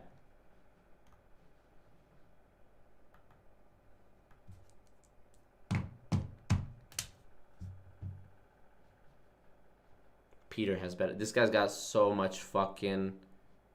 This guy's got so many fucking excuses. You and Peter are fucking butt buddies, huh, Scott? Fucking loser.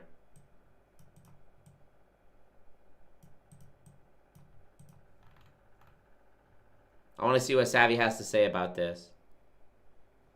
Oh, Your Morning Guru, this is Savy's channel.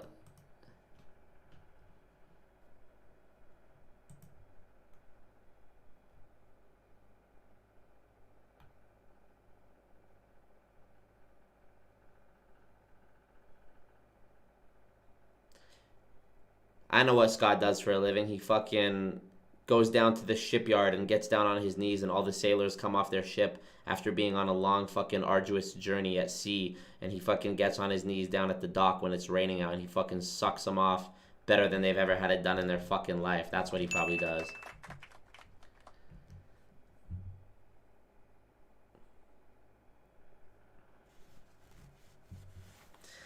I'm a coward for not talking the other day.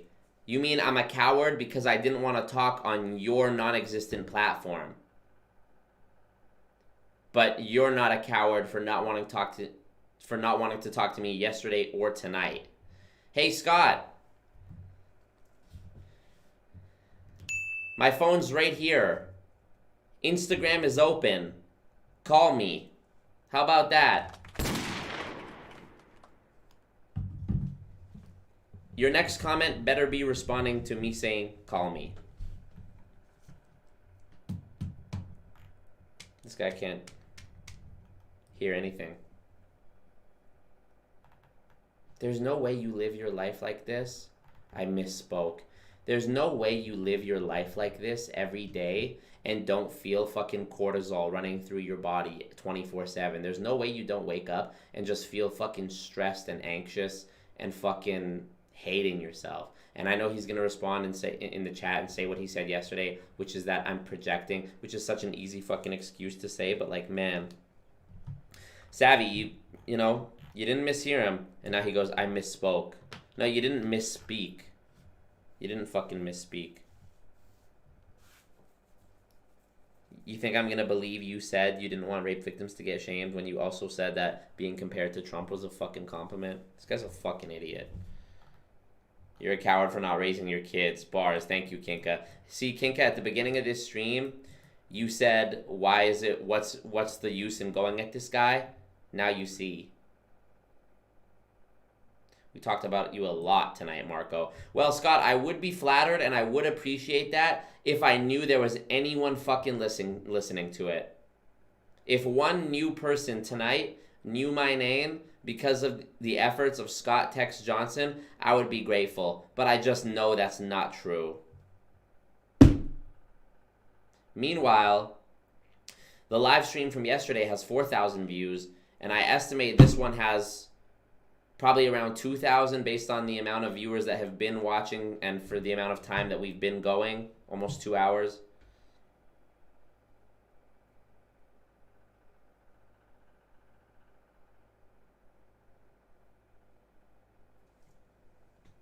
Anyways, he's not going to talk to me, so I'm going to move on.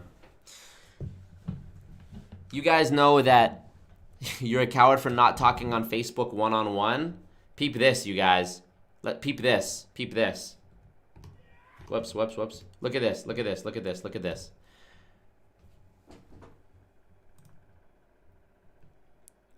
Scott Johnson, video chat. Audio call, audio call. This person is unavailable on Messenger.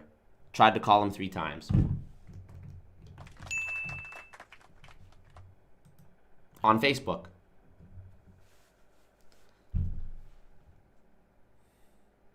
You're a mosquito. You're a mosquito.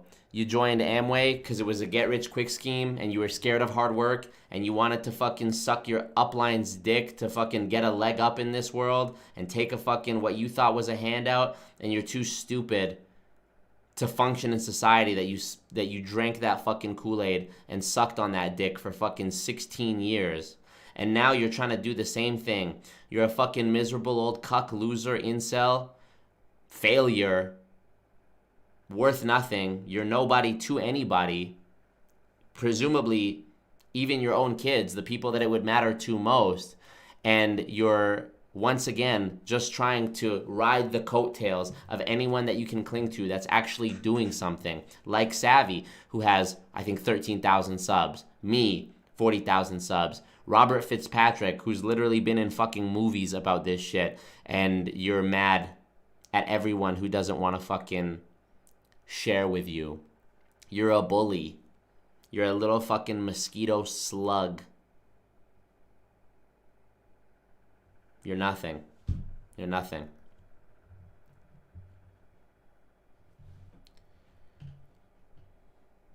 You were our little bitch. Oh, man. No, doesn't address anything I say. Doesn't address that I tried to call him. Coward, man.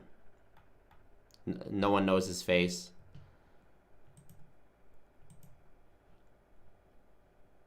I wonder if we could search him up. Scott Tex Johnson. Hey, Scott, you tell us which one of these is you, okay?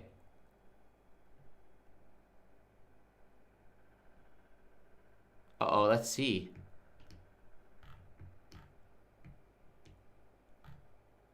Uh-oh, Scott Johnson. Oh, interesting. Is this article about him? Calling people retards. Oh, I see. Oh, shit. This has to be about him. This article I'm reading. Scott Johnson.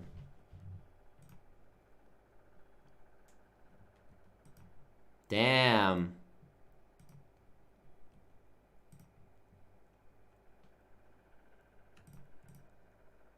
This is him. This is literally you. Getting into more beef. This is on Facebook, it looks like. This person's name is Heidi, which is actually my girlfriend's name. That's funny. Your exact repeated words, Scott Johnson, he's an asshole, blah, blah, blah. Damn, there's literally... Looks like you're getting your dander up enough to come on my radio show, right? LOL, 2019. Bro, does this guy not get tired? This guy's been doing this for years. Talking about his fucking radio show. I'm a pathetic little man. You are too scared to come on my radio show. Bro. His wife is not smart enough. His wife is smart enough not to procreate that cesspool he calls his genes. Isn't that the cat calling the kettle fucking incel? Oh my god, no you didn't, Scott. He said to someone, having kids is one of the most rewarding things in life if you're normal. Enjoy your vacation. My kids are grown up, unlike you, still too scared to come on my radio show, aren't you? Are you fucking for real? Having kids is one of the most rewarding things in life? Bitch, where? You never fucking saw your kids grow up, you fucking loser. Instagram notification. If it's not Scott, I'm disappointed. Nope, it's not him. Holy fuck. Again. So have you made a decision on joining me on my radio show? This guy, I don't know why this guy's so hung up on his radio show. No one listens to it.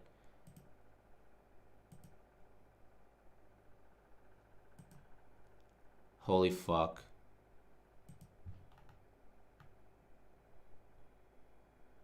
I'm the only one on this website who regularly warns about Amway and other huge MLM scams. That means it's everyone else who is hung up on the relatively small scam that has been essentially shut down, blah, blah, blah. You said you would come on my radio show. Fuck. Oh, people have been saying that you're cancerous, misogynistic, misanthropic for a couple of years now. Scott, don't you see the fucking common denominator in this shit, bro?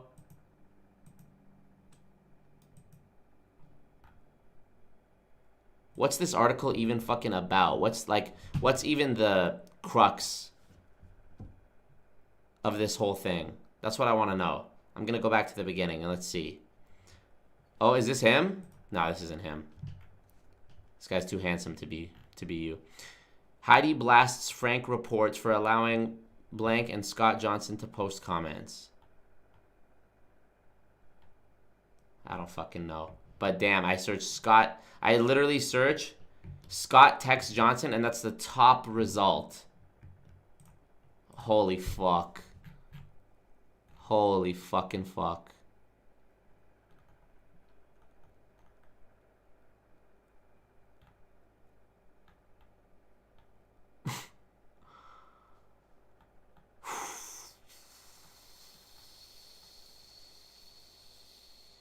Heidi and Frank is a huge morning show in OC, Orange County. Scott trolling their show too. Who the fuck still has a radio show in 2021? And it's like one of those public access. It's like having a TV show, but it's like a public access cable station. You know what I mean? Your kids, bruh.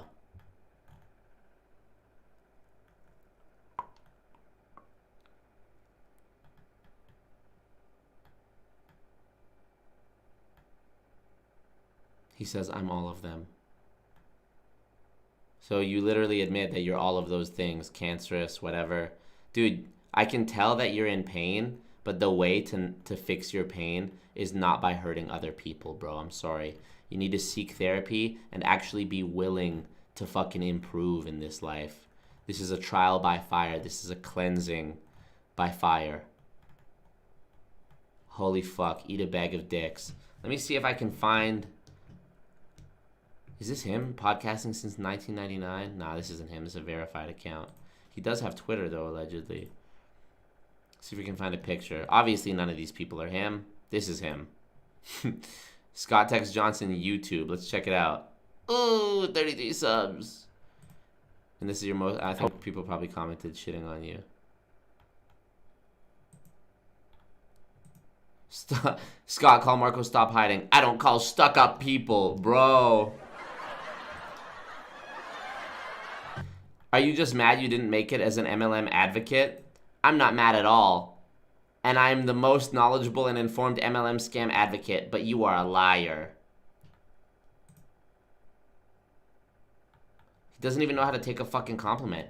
I'm 7 minutes in, but ooh, this is great. There are many more stories on the podcast website. I've only put a few of them on my YouTube page, as it is time consuming. This guy has excuses after excuses. In his initial email to me, he literally says that he's free every night during the week after 7 p.m. and all the time on the weekend. It's time consuming. You've got nothing but time. Your kids are grown up. You're nobody. You're nothing. You have nothing important to... I guess it would cut into your fucking schedule of leaving hundreds of comments over everybody's shit on the internet, you fucking loser. This poor woman doesn't even realize who she's talking to. Thanks for telling me. I'm going to check them out. And I agree. YouTube is time consuming. Fucking incel. Look at the description of his YouTube videos. Do your part and copy paste this message, including this part, all over social media. And encourage them to do the same. This is your fucking strategy instead of making actual content. Amway has 2 problems. The products are overpriced. The tool scam is hidden profit. Okay. You want me to copy paste this whole thing? Holy fuck. I actually cannot.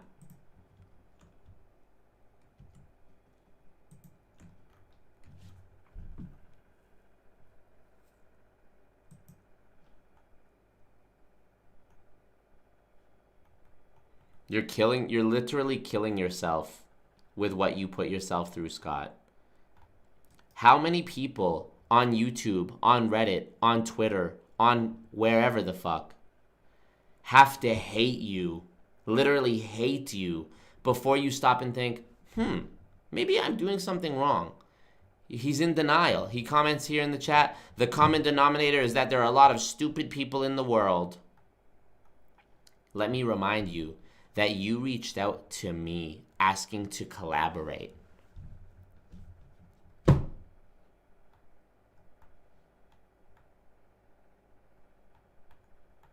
Yeah, Scott. You got everyone convinced that Marco's just making a fool out of himself 2 nights in a row. What up, Sam Lenz? By the way, Sam Lenz, send me a VOD to peep your stream. I missed it because I'm streaming here. Check out his Quora. I can't. Hey, Scott, call me. Take your opportunity. Go. Let's go. Call me. Call me, call me, call me, call me, call me, call me, call me. This has more viewers. You said yourself in your email that I have the bigger platform. So call me. Here's an opportunity to educate dumb people about, as you say, dumb people about MLMs. Call me, dude. I'm right here. I'm not scared. I'm right here. You see my face? It's live. We're in front of everybody. 170 people watching. Call me up. Call me up. Call me up. Call me up before you go. Call me up. What do I gotta do? What do I gotta do? What do I gotta do? I gotta pay you? What's your salary for sucking dick at the shipyard? I'm sure I can PayPal you enough to cover one shift of that. Don't imagine it makes a lot. Come on. Come on.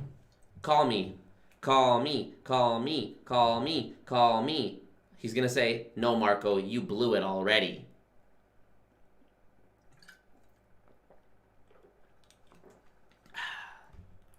I'll be the voice of difference and say that no one's making a fool of anyone. This is just YouTube, y'all. Nah, I disagree, Savy. The internet is just memes and porn. I mean, Scott would be the meme in this case, but yeah, I mean, I think he is making a fool of himself, bro. How many people... Scott, I don't need to say anything. Me, you, and God know the truth, which is that you've gone through your fucking life making a string of bad decisions. Everyone fucking hates you. You're a deadbeat dad. You have nothing to show for yourself. You're an old man, a poor, old, fucking useless loser. What else? Say whatever you want in my chat. As Ben Shapiro would say, spit in my mouth. Okay, my bad, Savy. I misunderstood the humor in your comment. I didn't pick it up. I'll be the voice that didn't say no one's making a fool of anyone. This is just YouTube. Okay. Yeah, man. Call me, Scott. Call me, Scott. The fans want it. The fans want it. Hey, Scott. Hey, guys. Will you help me entice Scott to do this call? As Rachel would say, there was lots of memes. As Grant Cardone would say, get you some nuts. Hilarious. Guys, can we all promise that we'll check out Scott's radio show next episode?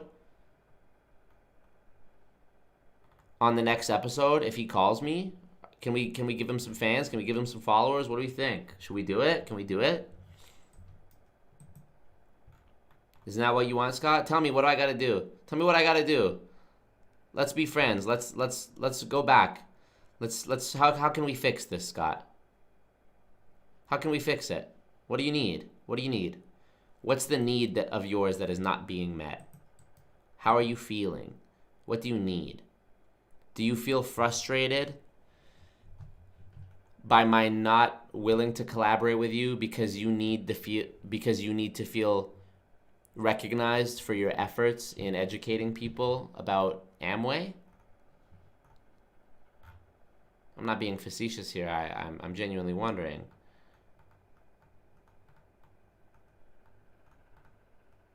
I never said I would be on your platform. I know, but I'm asking you now. What would it take for me to, hypothetically, if you were to, what would it take for me to get you on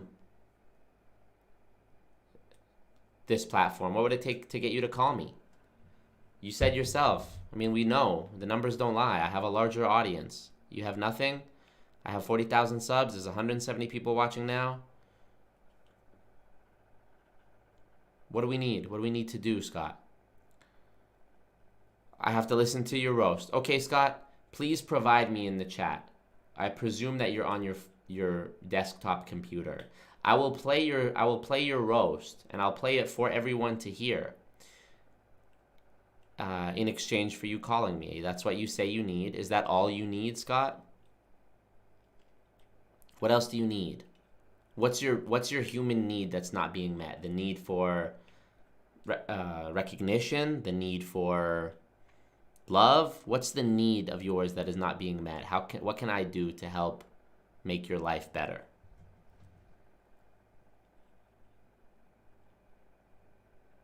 You know, let's share. I'm willing to share my platform with you, as Savy did.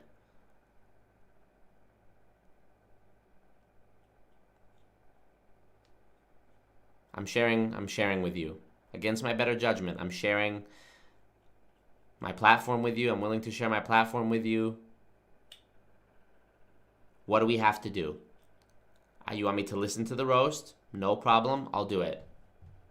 Remod says, I'll up it to 150. Call in, man. I'll send it to you directly. Whichever platform you want me to send it. No cap. That means no joke.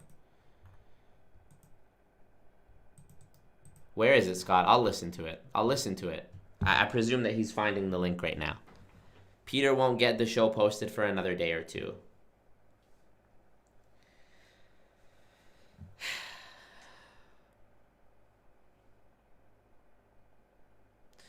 Now, Scott, just for the sake of hypothesis, in 2 days, on the next stream of mine on Wednesday, presumably that'll be enough time for the clip to be up, I can listen to it on my live stream. How do I know then that you're not going to give me another excuse and say you blew it? On Wednesday, you're going to say, oh, well, that past weekend, that's ancient history now, so I don't want to talk about it. Come on. You have I presume you have access to like the actual recording of the audio. If we have to do it where you play it through your speaker and hold your phone up to it, I'll do that too. I need to listen to the roast. Okay, how about this, Scott? Call in and I'll let you reiterate the roast live. You can roast me live. How about right now? I'm welcoming you to my platform so that you can do the roast live. How about that? Or we forget all the roasting and bad talk and we try to have a positive, productive conversation where you can express your goals and I can express mine and see if we have some common ground. What do you think? What do you say we put the beef behind us? And I'll change the title of the stream to Major Reconciliation Alert. How about that?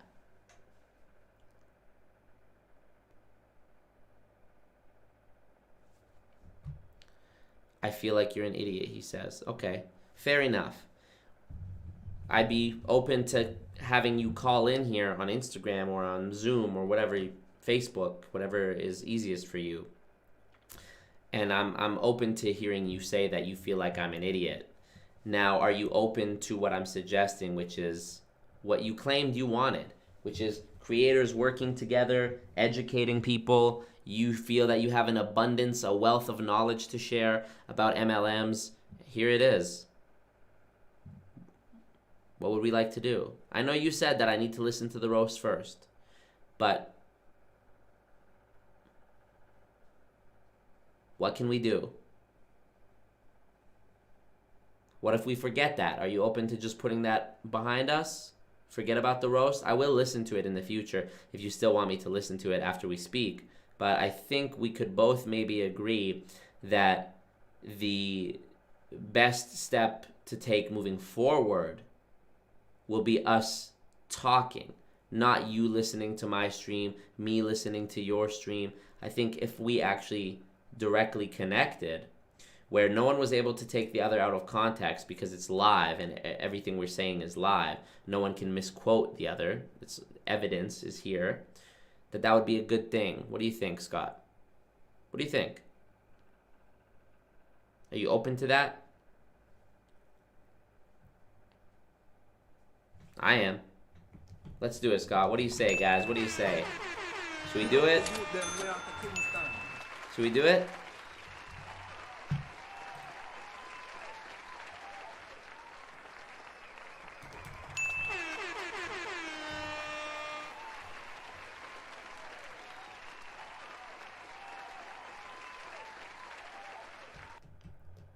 Michael K dropped $50. Wow, Michael. Thank you, Michael. He says, God, there's multiple people offering you money just to talk to Marco. Do it so you can experience more than 33 views, please. Scottathon. Let's do it. Thank you, Michael. Appreciate you, Big G. Peter is busy doing more important things. No, we hear you. Don't worry about the chat for a second. Scott. Scott, there's multiple people offering you money to just talk to Marco. Don't worry about the chat for a second, Scott. Talk to me for a second, okay? Are you open to just talking to me? This roast not considered. Forget this roast for a moment. Are you open to just saying, okay, I'll listen to the roast in the future, but in the meantime, let's chat. Let's get on a call and chat. Are you open to it? I'm down. What are you saying? Okay.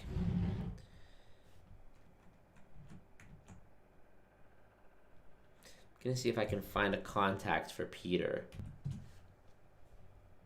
in the email that Scott sent me. He's not CC'd. Scott Johnson, Peter Minglis. Mingils? Peter Mingils. Okay, let's search for Peter Mingils. See if we can find him. Okay, here we go. MLMIA, multi-level. Okay. Network marketing consultant and professional trainer. This can't be him, right? This can't be him. We host... Yeah, this is him. Wait a minute. Scott claims he's anti-MLM, but Peter Mingils says this on his bio on LinkedIn. I've been helping people build their multi-level marketing and network marketing home businesses for 30 years. Our site, networkleads.com, provides MLM leads, systems, and MLM training to help you grow your home business. We also have our affiliate system, buildingfortunes.com, to assist those individuals looking to earn extra income by showing others our valuable lead systems and training. We host daily radio shows on our buildingfortunesradio.com website and have many guest speakers who host a variety of shows. Now, when Scott sent me his radio show, it is on this website, Building Fortunes Radio. So this guy says Peter, the guy he keeps talking about in the chat, helps people build their network marketing, multi-level marketing home businesses through networkleads.com. Let's go to networkleads.com. This is a huge thing in MLMs, by the way, that they actually talk about in the movie Betting on Zero, where you basically buy the information, the phone numbers of people who have been in other MLMs, because it's a good, it's impressionable people that you can take advantage of and recruit. Here's the website, networkleads.com.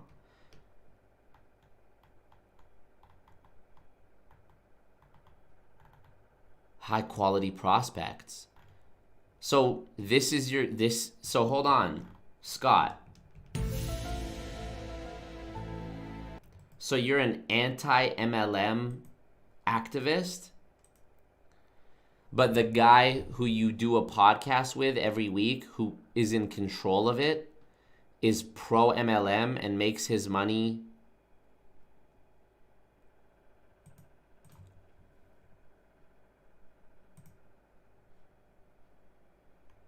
helping MLMs?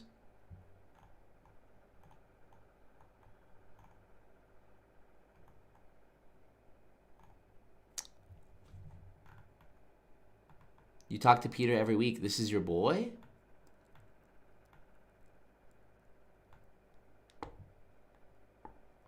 Dave, Peter Mingils is the host of the radio show. There are MLM leaders that appear on the platform. You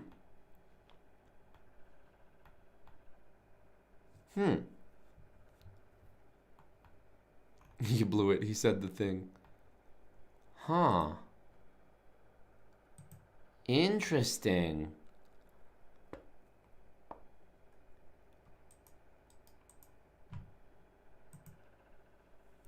Check this out. Check out the website. When I click buy leads and traffic, this is what it shows. The quadruple combo package for $120, 50 telephone verified opt-in leads, so phone numbers, 200 premium opt-ins, 500 MLMers / business opportunity seekers. You're buying. This is a site where you buy the information of people so that you can huck your pyramid scheme at them and have them join. This is your boy, dude. This is your king, who is in charge of uploading your anti-MLM podcast. Why don't I believe that?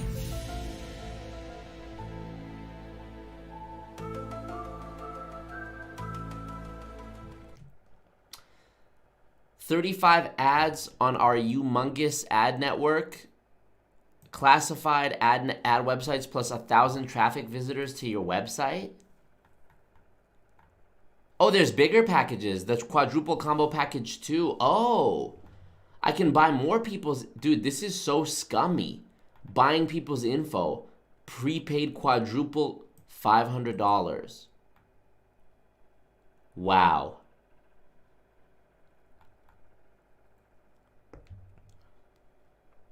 $2,000 business opportunity seekers every 4 months.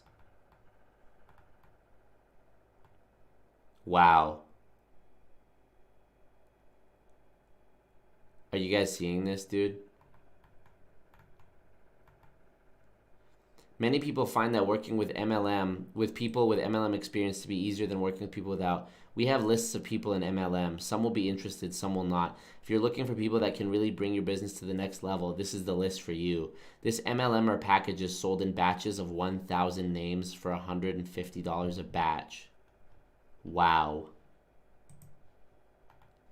This is your business fucking partner, dude? This is what you do? Let me click contact. See if I can contact. See if there's a phone number. No fucking way. What is this? Look how long this has been going. No comments.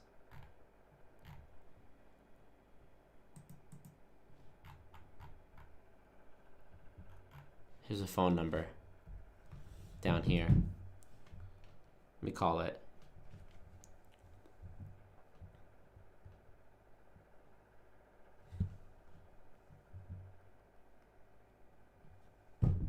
Scott's texting Peter, being like, "Don't answer your phone."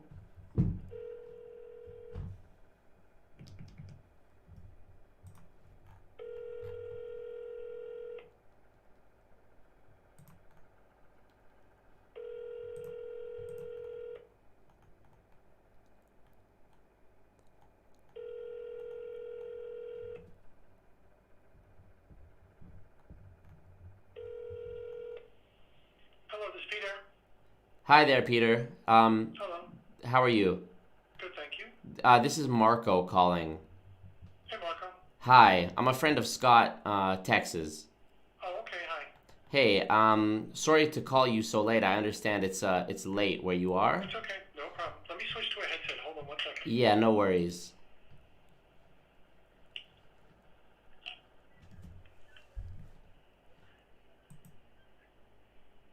I'm back with you. Still there? Yes, I'm here. Can you hear me? Okay. I can. I had to switch to a headset. No worries. I just had a couple of questions for you about networkleads.com.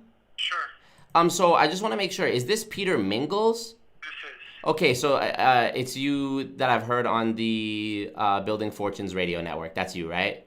That's me as well. Okay, great. I was talking to Tex, and he was asking me to be a guest on the show. Okay. Do you co-host the show with him, or? Right, so buildingfortunesradio.com is something that I own.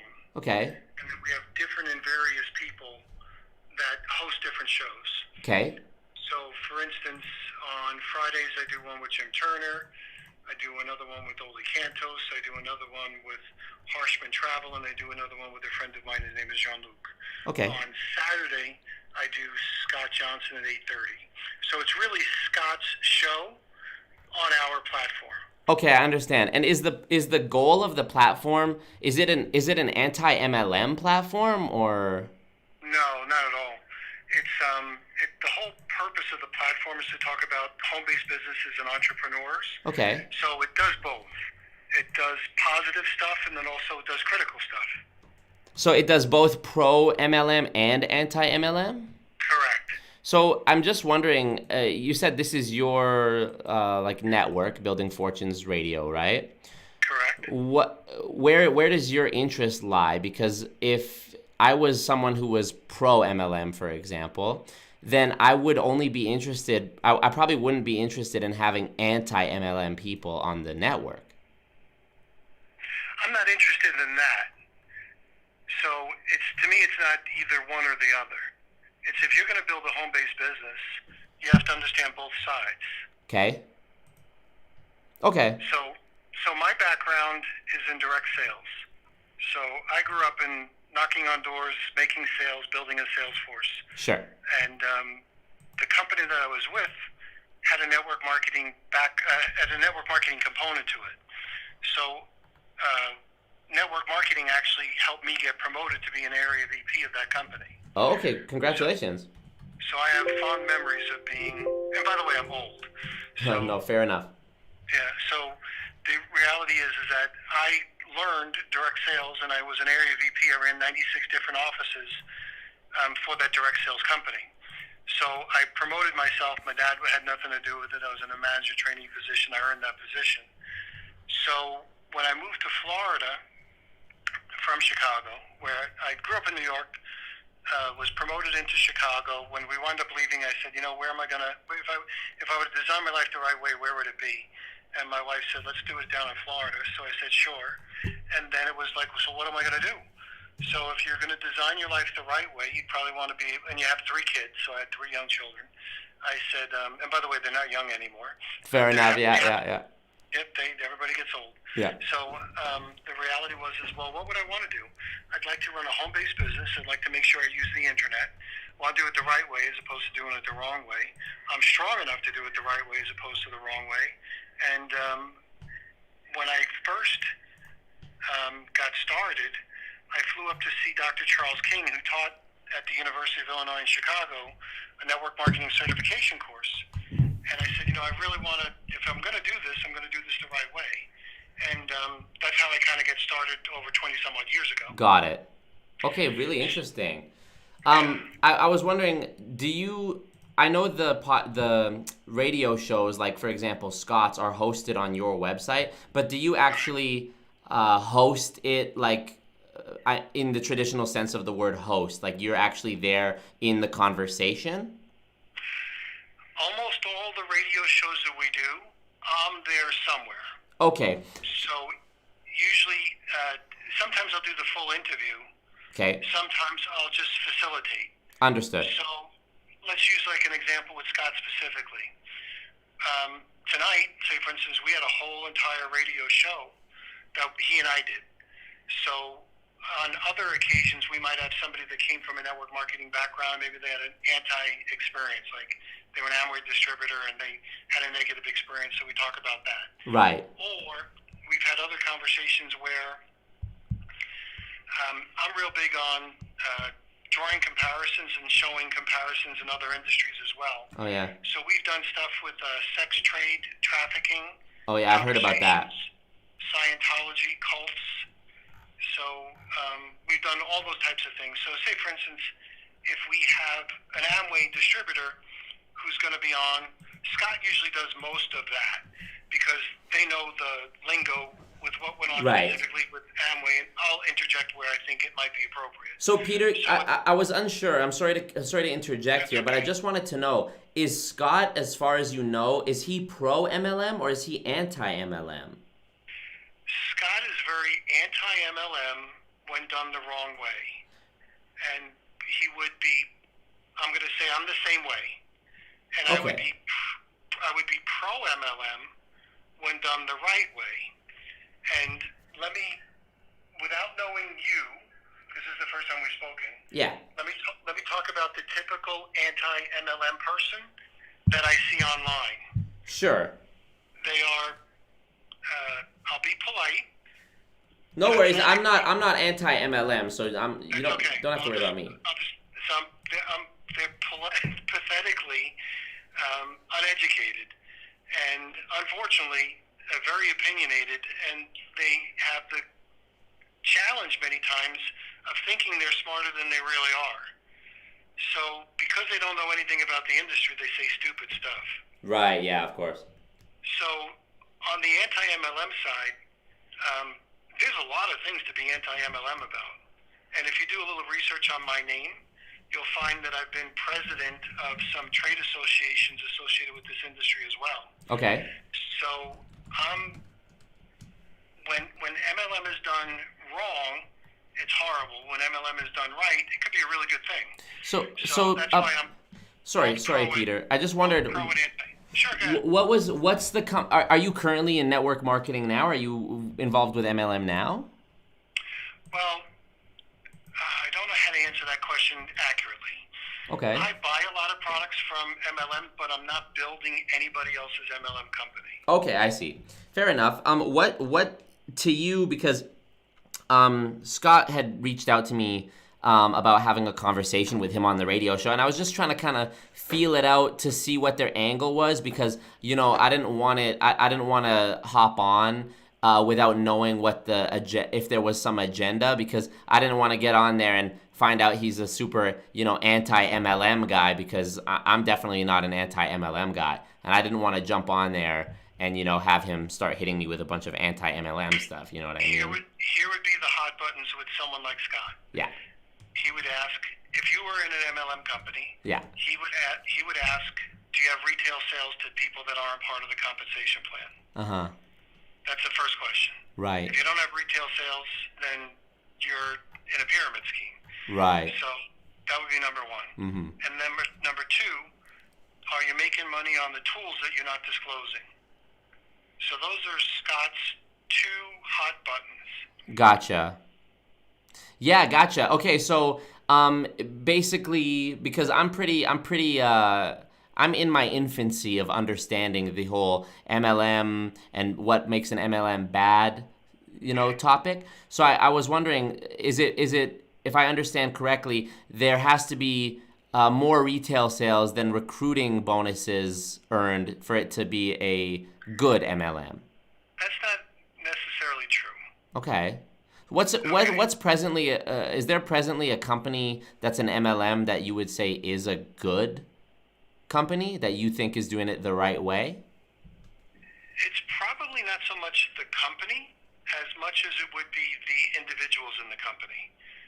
So it's just like everything else. The company is neutral sometimes, and it's the individuals that make it either good or bad.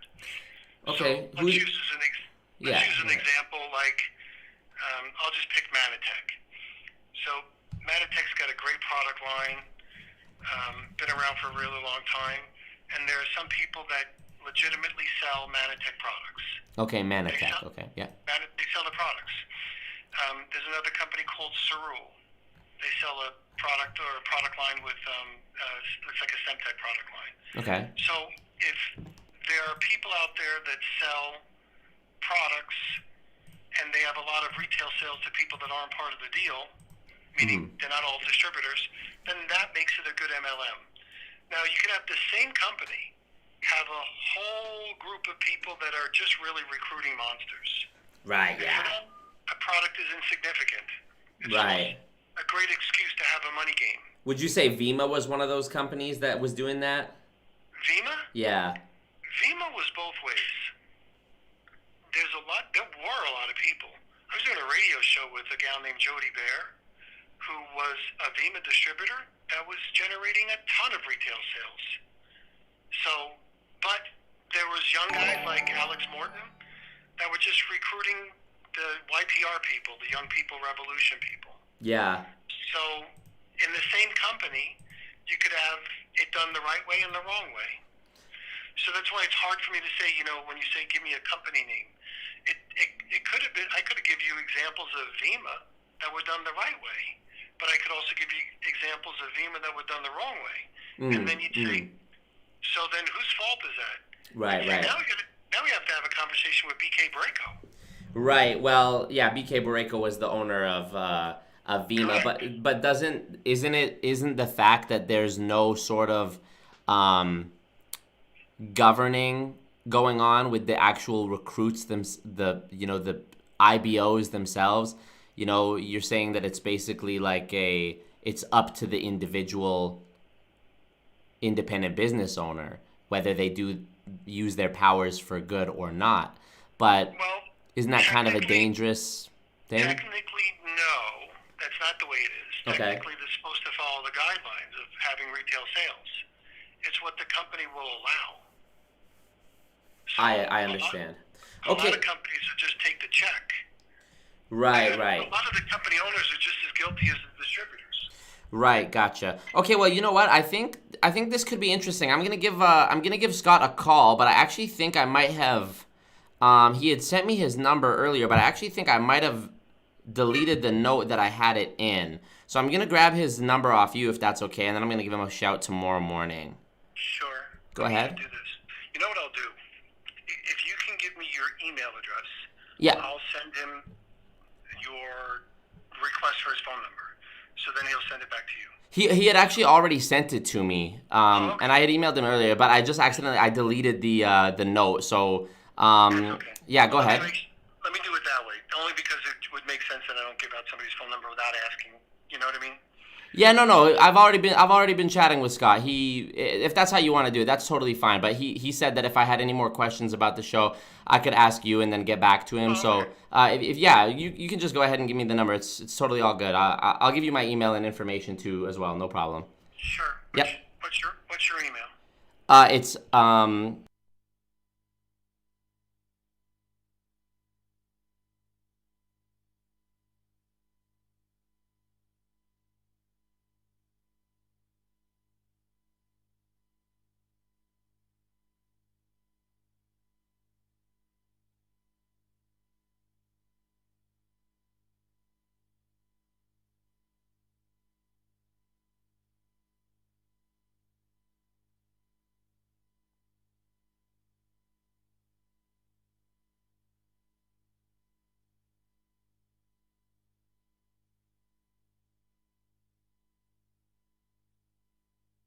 Yeah, actually, and I think I had it here too. Which is this one that he gave me? Because I know I had his cell, and then he gave me this one, but I might be mixing the two up. Hold on a second here, Peter.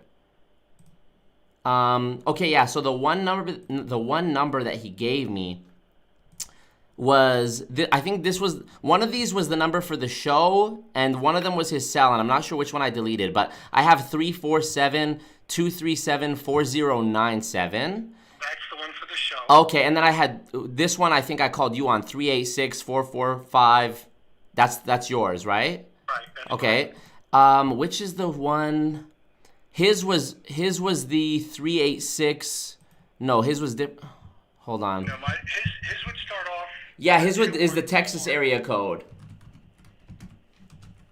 I don't suppose you have it off the top of your head. I don't know how frequently you guys talk to him. I don't know which one he uses, and one of the ones he uses is his wife's. Like Okay. my phone knows, so I don't want to give you the wrong number. Gotcha. Okay, so you're I just thought it'd be easier if I give him a shout tomorrow morning because I'm gonna be out. No problem. But yeah, okay, that's all right too. But you're not comfortable giving me his phone number here over the phone. You know, I hate to say it. I'm always going to be super cautious as far as that's concerned because I didn't speak to him about giving him your phone number. Okay, I'm sorry. I'm sorry. I was under the impression that he spoke to you about. Oh no, we spoke, but not about giving the phone number. So that one part, and I don't know which one is his wife's versus his.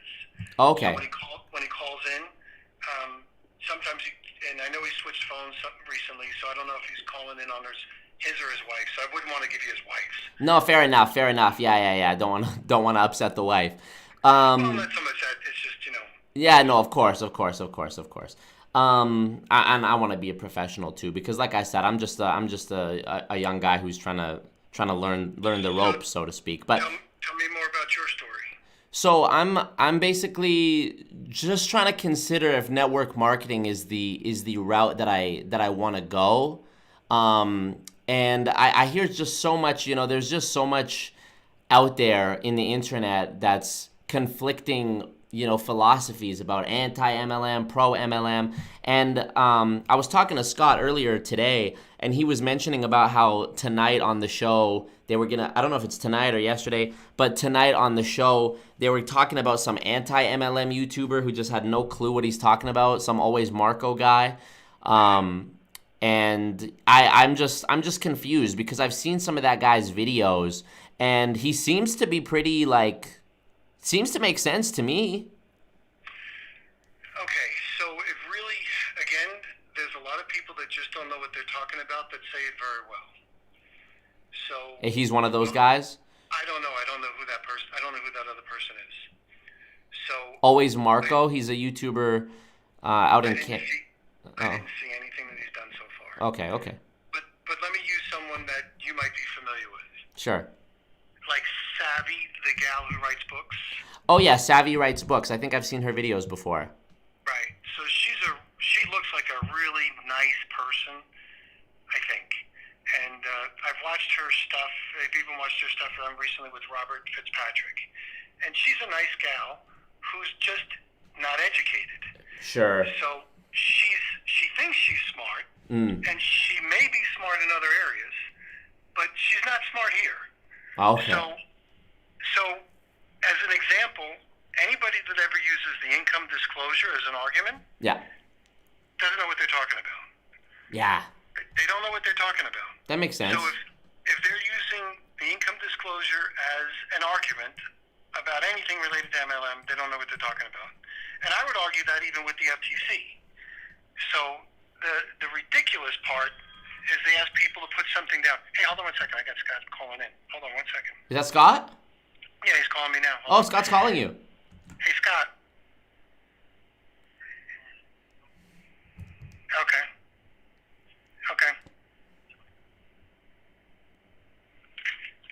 He said call him back after we're done. Yeah, no worries. And I guess he thinks we're on the phone, so I don't know how he knows that. Weird. So I didn't even email him yet. Weird. Yeah, I don't know, that is strange. Weird.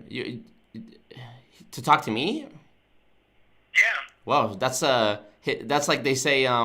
What's that saying? His ears must be burning. Yeah, I guess. Speak of the devil. That's crazy, hey? I have no idea. So anyway, the reality is a lot of people, and I just pick on her only because I figured you might know her because he mentioned her tonight on the radio show. Oh, okay. And so here I look at her. She's a pretty high-powered personality. I'd probably like her if she was my friend. She's very opinionated, short with other people. She's smarter than she thinks she's smarter than she is. So that's kind of fun to listen to, and I give her that. It's just youth. But then when she kind of carries on about some things related to MLM, I'm like, you're totally wrong. You have no idea. I could slice you and dice you about 1,000 times with real facts because I'm in the industry. I fought with the FTC. I know the MLM attorneys. I know a lot of the top distributors. I know a lot of the company owners. I know most of the things about this industry. And you're just foolish. If you knew what you were saying was completely foolish, you wouldn't be saying those things.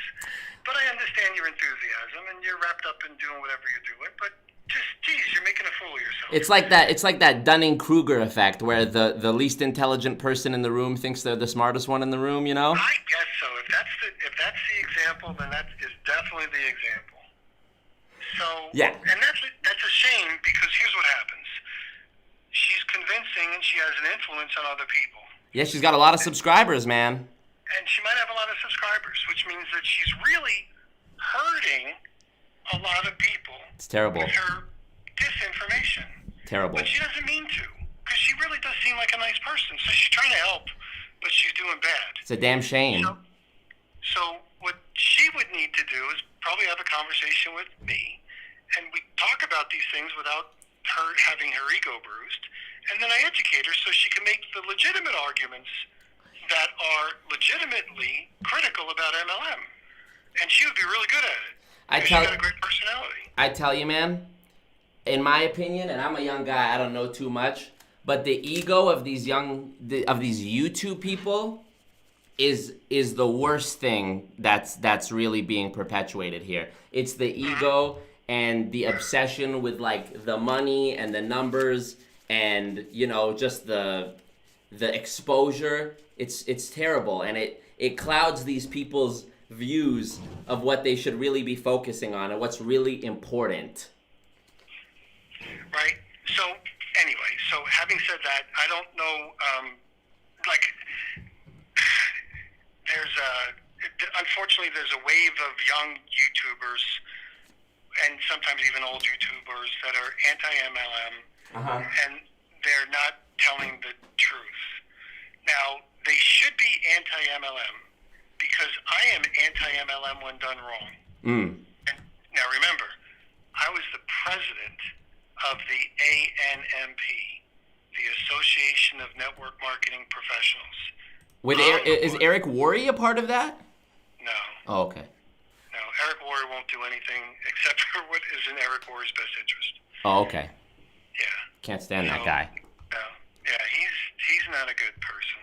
Eric Worre, no? He's not a good person. Okay. Yeah. He's not a good person. Oh, okay. But he does well in this industry. Okay. Unfortunately, there's a lot of people that do well in this industry that aren't good people. That's a shame. So now, anyway, so the bottom line is that there's some really positive things that can happen if MLM is done right. And that's what I'm holding out for. Sure. But there are some very critical things about MLM that need to be discussed. And I'm not afraid to do that. So it's the same thing that happened in my direct sales career. There is really positive things about direct selling, and there are some really negative things about some of the ways people were doing direct selling. And unfortunately or fortunately, that was where I made my living, and I was going to make sure that I did it the right way. So it's harder to do it the right way. You make less money sometimes when you do it the right way, because the people who lie and cheat and steal could make a ton of more money. Make it a lot easier. Because it's easier to just convince people that, you know, sell the get-rich-quick scheme than it is to sell the product, right? That's correct. Of course. So there's a lot of that going on. So I chose not to make my living that way.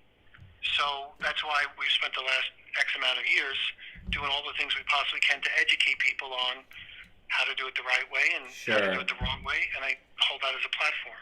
So I was listening to I actually heard about that Savy YouTuber that you were mentioning, and I watched her debate with Scott, and you know, Scott had mentioned that he lost quite a fair chunk of change with Amway. And was that because he was doing it the right way, and so he didn't make as much because he was just, you know, he was just being like a good person and not trying to like recruit people? Is that why?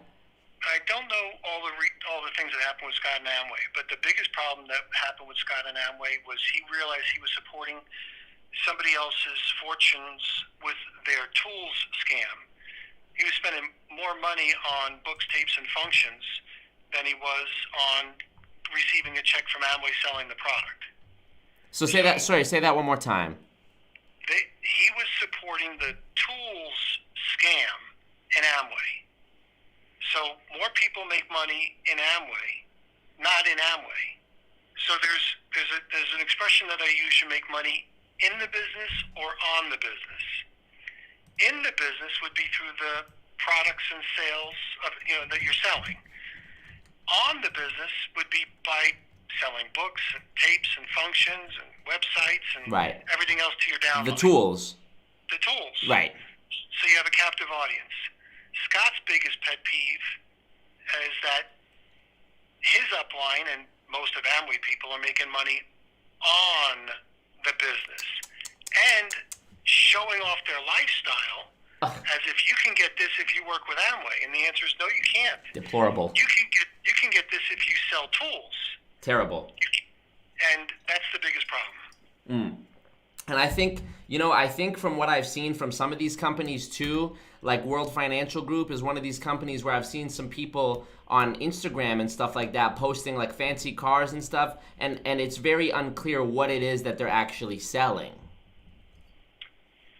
And so that might be it. And the whole challenge is that car that they have really an indication of the opportunity that's available for you when you're joining. Right. And most of the times it's not. Yeah, great point. Great point. And I was really saddened to hear about Scott's experience on Savy's podcast there. Yeah, because it's really sad that he spent so much time doing something. I think he was in it. He said he was in it for like 16 years or something. And like, man, the time you lose with your kids and the money you lose, it's just a terrible thing, Correct. And I'm sure he probably feels, well, that also leads to some of the problems he had with Savy on the radio show or on the podcast, which was he said it felt like I was raped. Yeah. And using the R word with women is... yeah, they're very sensitive to that. And, deservedly so. But I think sometimes people have to give a guy a little bit of slack relative to what he said, what he meant, and the concept of that's what it felt like. He felt like he was violated. And maybe not the same way, but the problem is a lot of these gals, and maybe some of it legitimately, they tore him a new asshole because he used the R word. And that's where they spent way too much of the conversation. Well, that's not fair. That poor guy, he was just making an analogy. Right. That's not fair. Right. And I don't think he would have been incensed. Matter of fact, I even discussed it with him on a previous radio show. I said, Scott, if you were conducting a meeting for a group of rape victims, would you have used the R word the way you did? He said, of course not. So the reality is that some of the gals get it, they really turned on him as a result of that. And then also... well, that's just biased and unfair. Yeah, well, I mean, just it was what it is. She made it bigger than what it was supposed to be. Of course. It would have been a lot easier if they just moved on. I know, but women, they get emotional and they just cling to these things sometimes, man. Yep. Well, I mean, I get it. So now, other things sometimes too is Savy's big into the LGBTQ, LMNOP thing. Oh yeah, the BLTs, the WMDs, all that. Yeah. Right. So she's into that too. So sometimes people are hypersensitive. So we'll leave it at that. Yeah, they just get triggered. You know what I mean? These people, these LGBTs, they just get triggered and they, they're too sensitive is the problem, I think. Correct. You know what I mean? So, yep. Yeah. Well, it's real easy to get off the topic. If the topic is MLM, what the hell are we talking about LGBTQ? Exactly. And that's why I think, you've really opened my eyes here. You've really opened my eyes here, Peter, honestly, and I thank you for this because you mentioned at the beginning of this phone call, that a lot of these anti-MLM people, they're just uneducated. And that's a great example of that because if you had something valuable to say about anti-MLM and that was actually a good point, why would you be spending so much time on this podcast talking about your feelings? Right. It doesn't make sense. Right. It's just a shame. So, I really am totally on board with what you guys are trying to do. You guys are trying to, if I understand correctly, you guys are trying to open people's eyes and open their minds that not every MLM is bad, and there is a way to do MLMs the right way despite how they're designed to be from the very beginning. Right. So if an MLM company has sales to customers, okay, so let's go back to my Electrolux business. First of all, are you even familiar with the brand name Electrolux? Yeah, I think I've heard of it before. Okay, so a long time, if I'm going to ask how old you are only for a frame of reference. So how old? I'm 21. I'm 21. Okay, so before you were born, I was selling a vacuum cleaner door to door, and it was here in the United States. I think the number you're calling in from was Canada. So in North America, there was a company called Electrolux that broke off from Sweden, and they sold vacuum cleaners here. And they were sold in a direct sales fashion. Now, the brand name was called Electrolux, only sold vacuums in the United States. And that was the management training position that I went for when I was around your age. I was about 22 or 23 when I graduated from school. Well, since then, Electrolux, the brand name, was sold to Europe, so it sold back to Europe. So if you go to Best Buy or into an appliance store and you see the name Electrolux, that is not the one that I worked with. That's the one that came back to the United States and Canada. They sell washing machines, refrigerators. They do sell vacuums, but not the same kind as mine. So I'm just mentioning that just if you walk into a retail store, you wouldn't be confused because it does say Electrolux, but it wasn't the same company. No, I get you. Okay? So we wanted to sell a product like a vacuum. So we had two ways of doing that. We could either knock on a door and sell a vacuum to a customer, Or I could tell you to open up a vacuum store and buy $100,000 in vacuums. oh yeah, that's a lot of suction. That's a lot of suction going on. That's right. Now by the way, vacuums would be sold in both scenarios.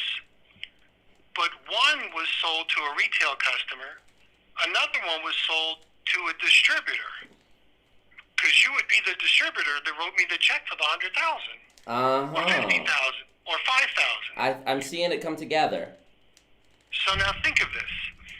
So tomorrow, if I was just a direct sales guy, I'd knock on the door and I'd sell your neighbor. And then I'd sell your other neighbor, and I'd sell your other neighbor, and then I get a referral. I'd say them. And maybe I could do a trade show, and I see 3 over there. But the people that were buying the product are retail customers. They had nothing to do with the compensation plan. Right. Okay, I see.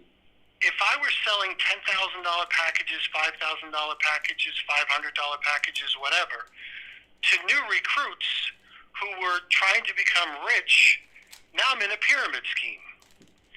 Because we're only selling the product to people we're recruiting. Right. That's what either makes MLM good or bad. Right. So is that kind of these packages? Is that similar to on the website there, the network marketing website? I saw you could buy leads, and I was looking at that because I'm thinking if I go into network marketing, that'll be really helpful for me. So I was thinking about that. But what's your what are those about? I'm not really too sure. You're going to need people to talk to. Of course. So you're going to need people to sell a product to, and you're going to need people to recruit. So you would buy leads from us to do either one or both. Right. So now I'm gonna clear your brain for a second. Okay, ready? give me a second. I got to take a breath here. It's a lot of information. You ready?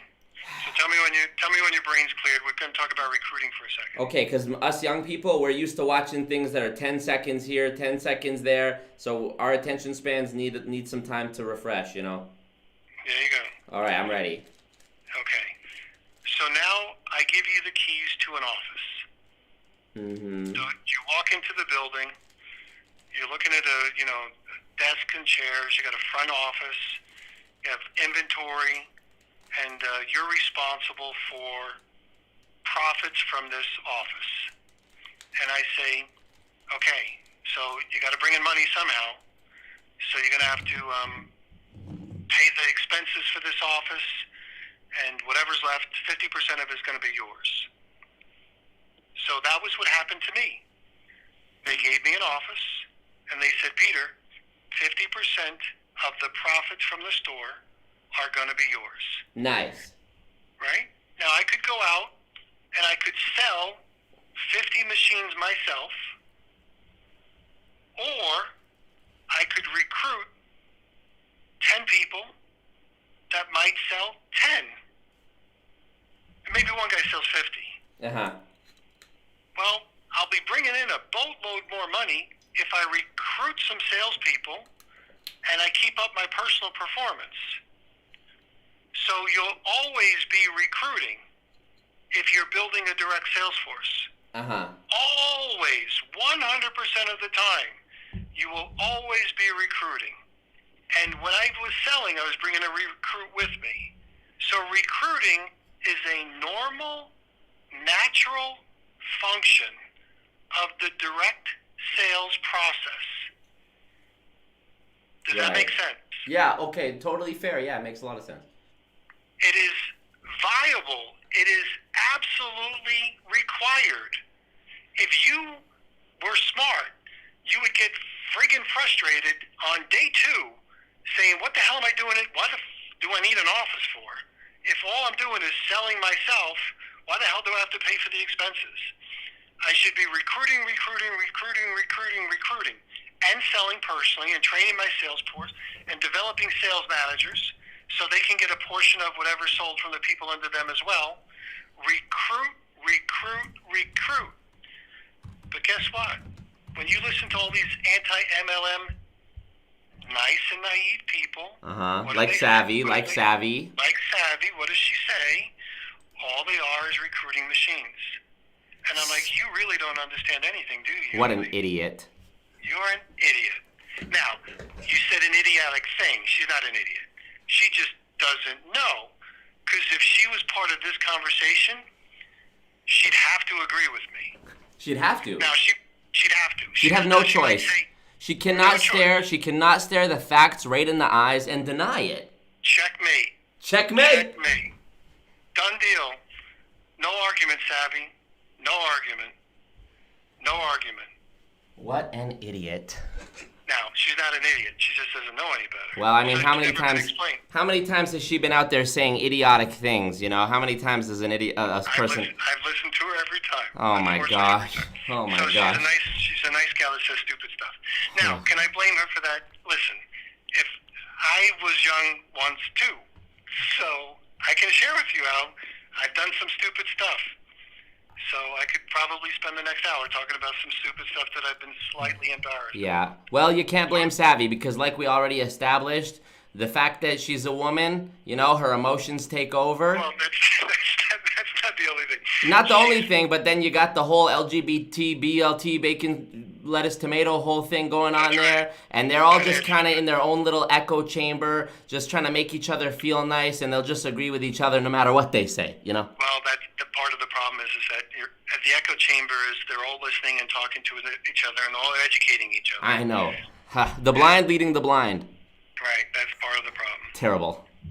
So, anyway, but nice people, just wrong message. But if focused, see, the neat thing is if focused, they could really, because of their efforts and their passion, if they fine-tune their argument, they might be able to actually help clean up this industry. If only. But how do we get them to do it? Well, they'd have to be willing to listen. But the thing is, even if they listen, are we gonna be able to make them understand? I think most of them are pretty intelligent people. The only ones that won't are the ones that are really stuck in their ways, and for whatever reason, they might just like to be revengeful.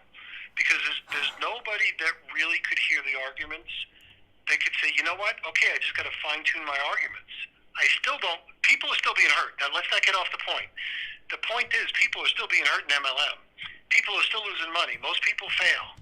There's something horribly wrong with that. Yeah. There's something horribly wrong. It's almost it sometimes, I'll be honest, Peter, sometimes it feels like it's designed to be that way.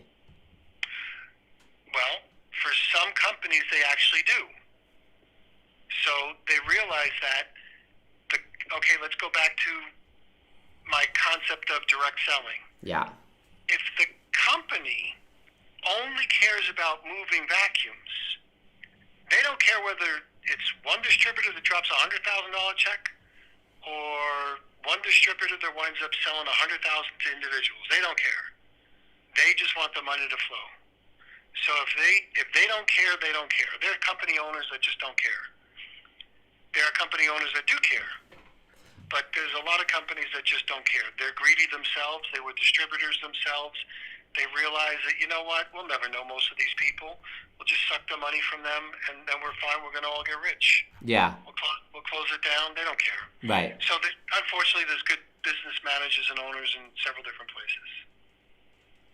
Yeah, of course. Peter, what would... I mean, you've got me convinced that it is viable as long as you do it the right way. But what is a company that I can have faith that I'm not going to be pressured into going and doing these, like, you know, bad tactics? What's a company that you would recommend that you think is a good company today in 2021 that I could have success in?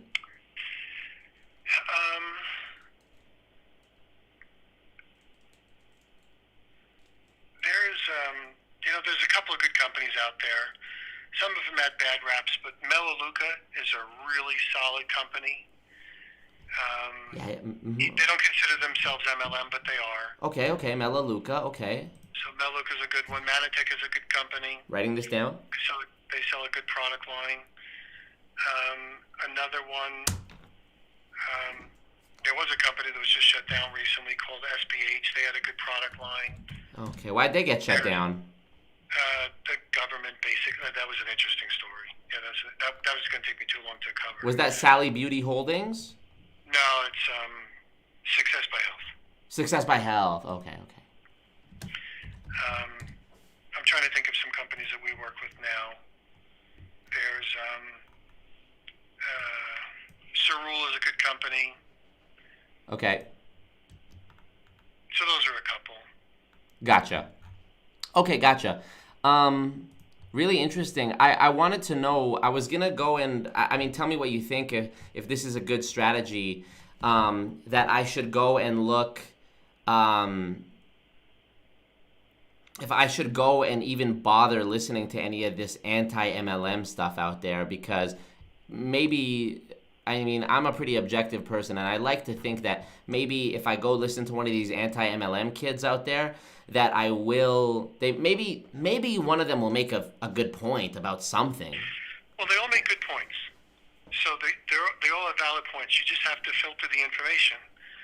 So if you listen to someone who's making a point, and they're like, all MLMs are bad. Yeah. First of all, anybody that says all of anything is wrong, because there's no such thing as all of everything. It's like all cops, kill other people, or all priests molest young boys, or all. It's an argument that's ridiculous. All these people saying all cops are bad, and that whole Black Lives Matter movement is just nonsense, right? Right. So you can listen and learn, but you have to pick apart the stuff. So what I would do is I would listen to them and listen to what their valid concerns are.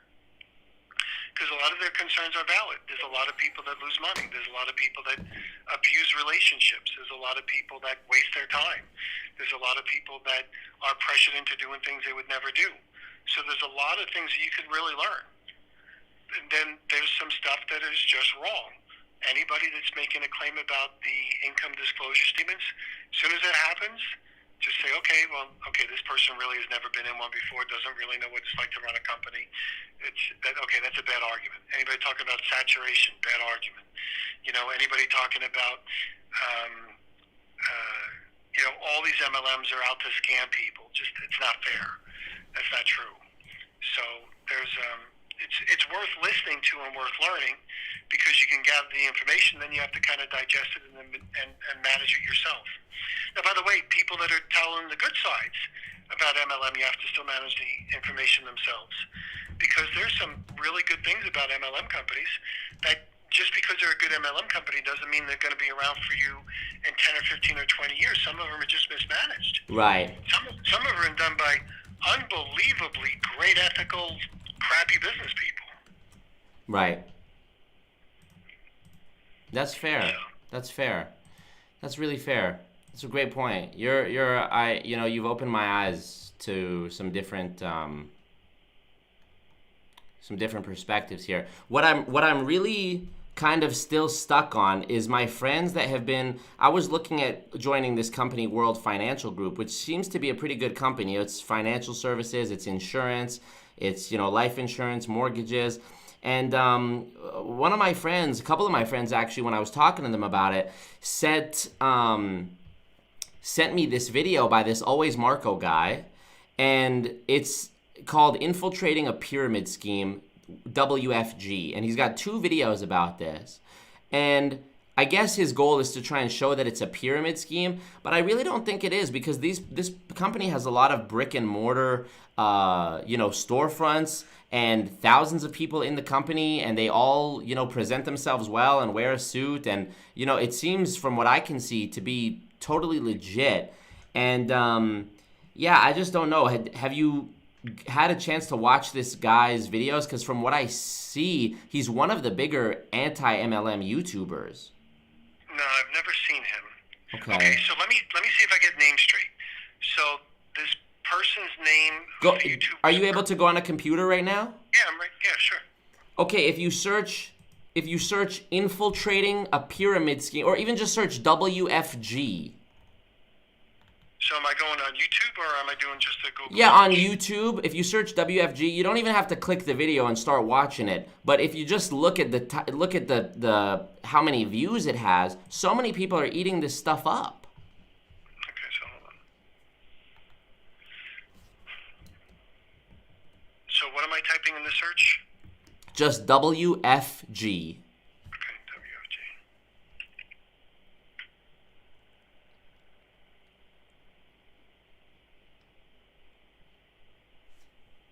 Infiltrating a pyramid. Yeah, you don't need to watch it or click on it, but just look how many views that has.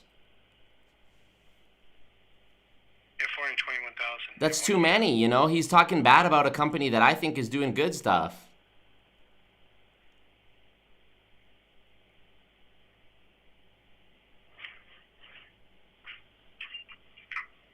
Okay, so when I click on Always Marco, he's got 40,000 subscribers. Brainwashed people. Okay, so He's brainwashing people.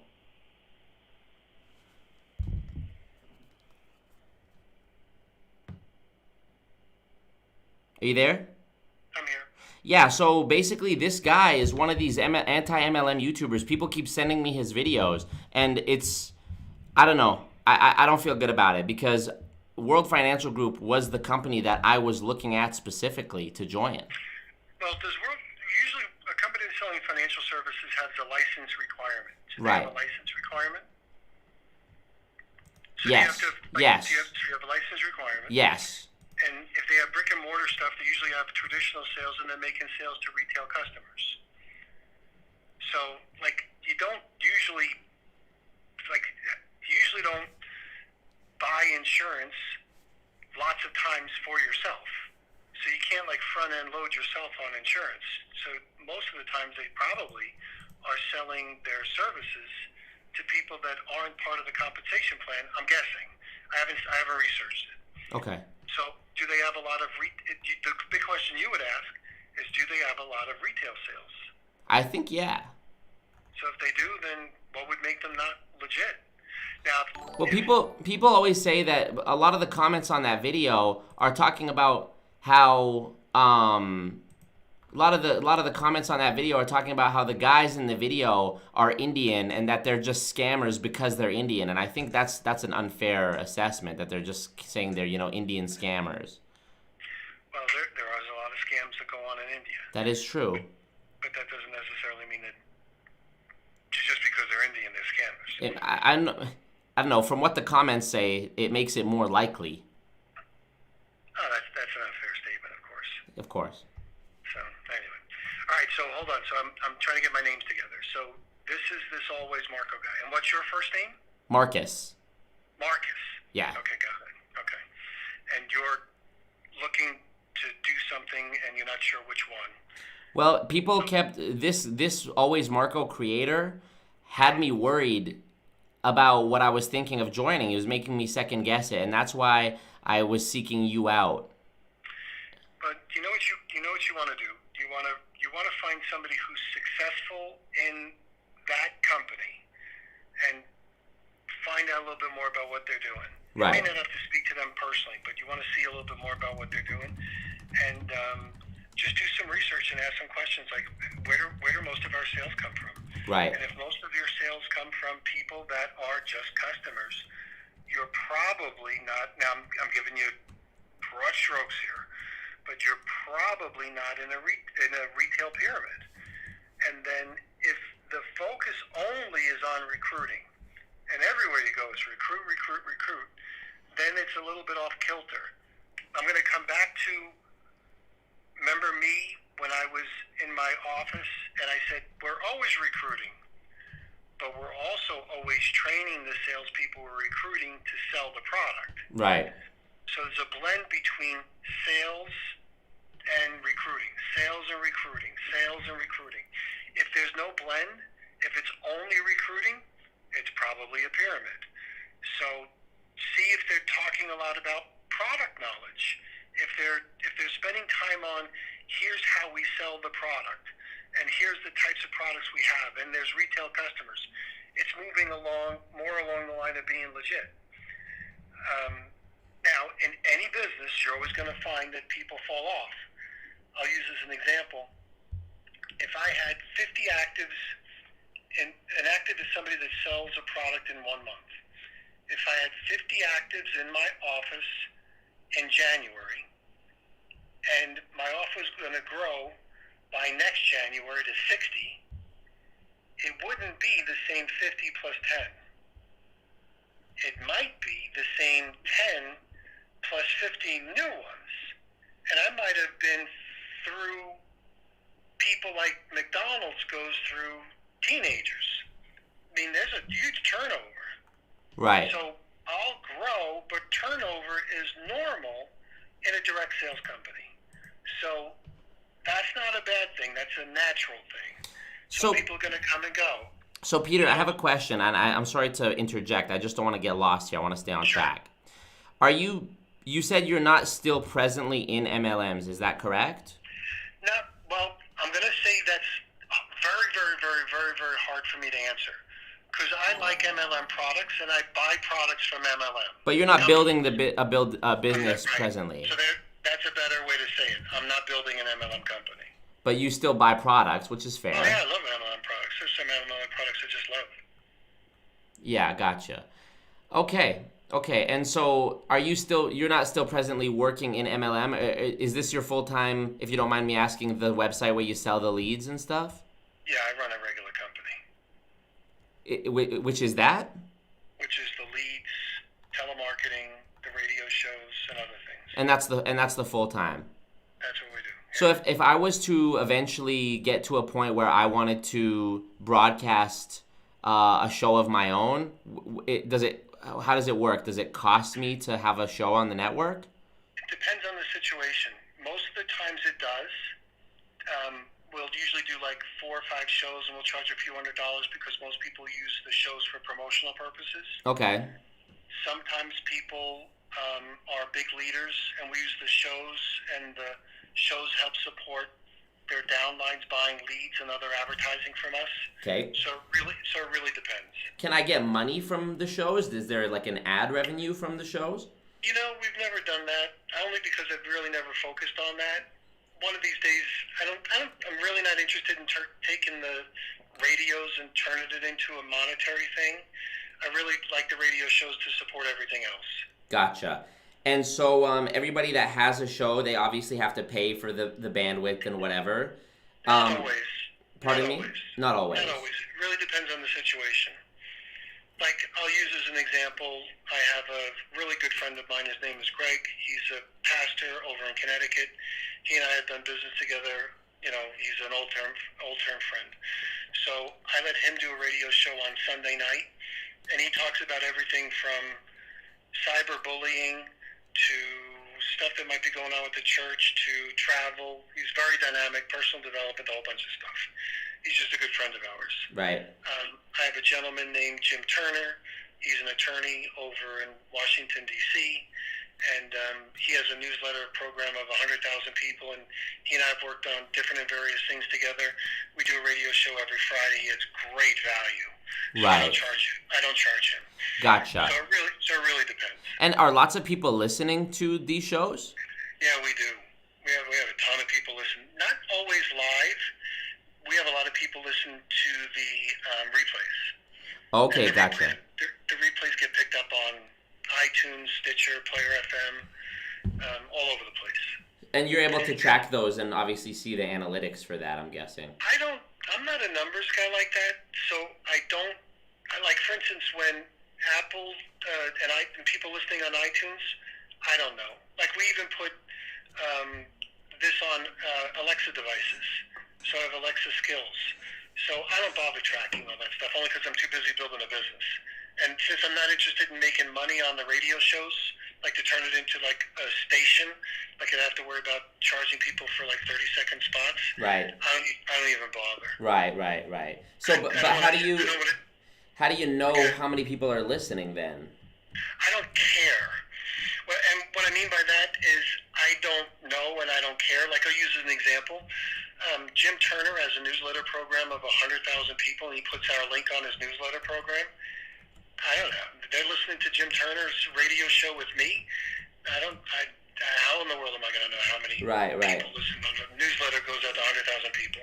Right. I have, let's see, like the Harshman Travel Radio Show. I have no idea. They include that on their website as well. I got Janine Avila. She includes it on her website as well. We do a radio show about Ponzi schemes. The thing goes off the charts. I could have something on cyberbullying, and all of a sudden it goes haywire. What do you mean it goes off the charts and goes haywire? Like 5,000 people listening, or? Yeah, we get, like, I say, holy crap, look at that, and I'll just see, like, what the hell just happened on this one platform? We got like 5,000 listens in a day. What the hell happened? Oh my gosh. So it's crazy. That's crazy. So now we've been doing this since 2012. Right. So, and we never take a show down. So it's all over the place. Right. I mean, it's all over the place. I wanted to ask Peter, in regards to Scott, he gets I Googled him, and he seems to get quite a bit of flack on the internet for, people accusing him of stuff like saying mean things to people basically online. Scott's got a trolling attitude sometimes. So troll usually isn't a positive word. So he knows how to light people up sometimes, and he gets into conversations with them, and that's what they focus on. So he usually he can light up some conversations. I don't always agree with the trolling attitude. Right. So that's not something it's not my style, let's say. But I've seen some stuff that he's done. I'm like, I get it. You wanted to get a rise out of the person. You got your rise. Yeah. Sure. You know what I mean? Like, so, but that's the way that's his philosophy. And I have more important things to worry about than worrying about his philosophy. I mean, hey, that's just how he is. You can't fault a man for being, the way he was wired. Am I right? Well, he also realizes that this is my role to get a rise out of some people. So he's good at it. That's do you think that's a helpful strategy when it comes to educating people about MLM scams? I don't. You know what? I think sometimes agitation works. It's not my preferred way to do things, but agitation sometimes works. What would be your preferred way to do things? Oh, like we're doing right now, have a conversation. Just have a conversation without calling anybody names or anything, right? Yeah, I mean, it's just not my style. Well, okay, gotcha. I also wanted to ask. I'm having a bit of a brain fart. Bear with me for a second. I wanted to ask. I mean, this is more of a pointed question, but I ask with all sincerity. If it's obvious that you and Scott, are extremely knowledgeable about MLMs and what makes one good and what makes one bad and how to do it right. Considering the breadth of knowledge that you guys have, how come, with all due respect, neither of you guys are doing MLM as your main business and, getting rich off that? That's a good question. I can't answer the question for him, but I can answer the question for me. A long time ago, I decided that I wanted to make MLM my mission. So I joined a company called Nutrition for Life. Okay. Started to do real well with it. I bet. And then all of a sudden they lost their way. And when they lost their way, I knew that it was just going to be a period of time before they hit the rocks and burned. Yeah. And I said, and it was at that time where the internet was happening. And I said, I'm done with this. giving my life to somebody else for them to screw it up. Right. So I was generating leads for my business with Nutrition for Life, and then someone said to me, why don't you sell your leads, while you're trying to figure out what you're going to do? And I said, well, sell my leads? I'm not really sure if I want to do that. He says, well, if you don't start to do something, you're going to lose the people. I said, yeah, you're right. I really don't know where things are going. And then I said to myself, I wonder if I have what it takes to run my own company. Like, I wonder if I have what it takes to run my own company. Now, I knew that I'd be sacrificing time freedom, leverage, a whole bunch of other things as well. But I asked myself that question. I wonder if I really have what it takes to run my own company, or am I just, I'll use an unkind phrase, or am I just bullshitting myself? Do you have what it takes? So I took the challenge. Now we're still here, so obviously I have what it takes. But that forced me to say, you know what? I'm not going to be able to do both. Build a network marketing company and then also build my own business. So you decided. I decided. It wasn't that the structure failed you because the structure is designed to make it so you lose money. It's just that you decided not to be in it. I decided not to be a distributor. Right. And for Scott, it sounds like from his conversation with Savy that he just basically lost too much money to continue on. Yeah, Scott was a great example of somebody who was deceived.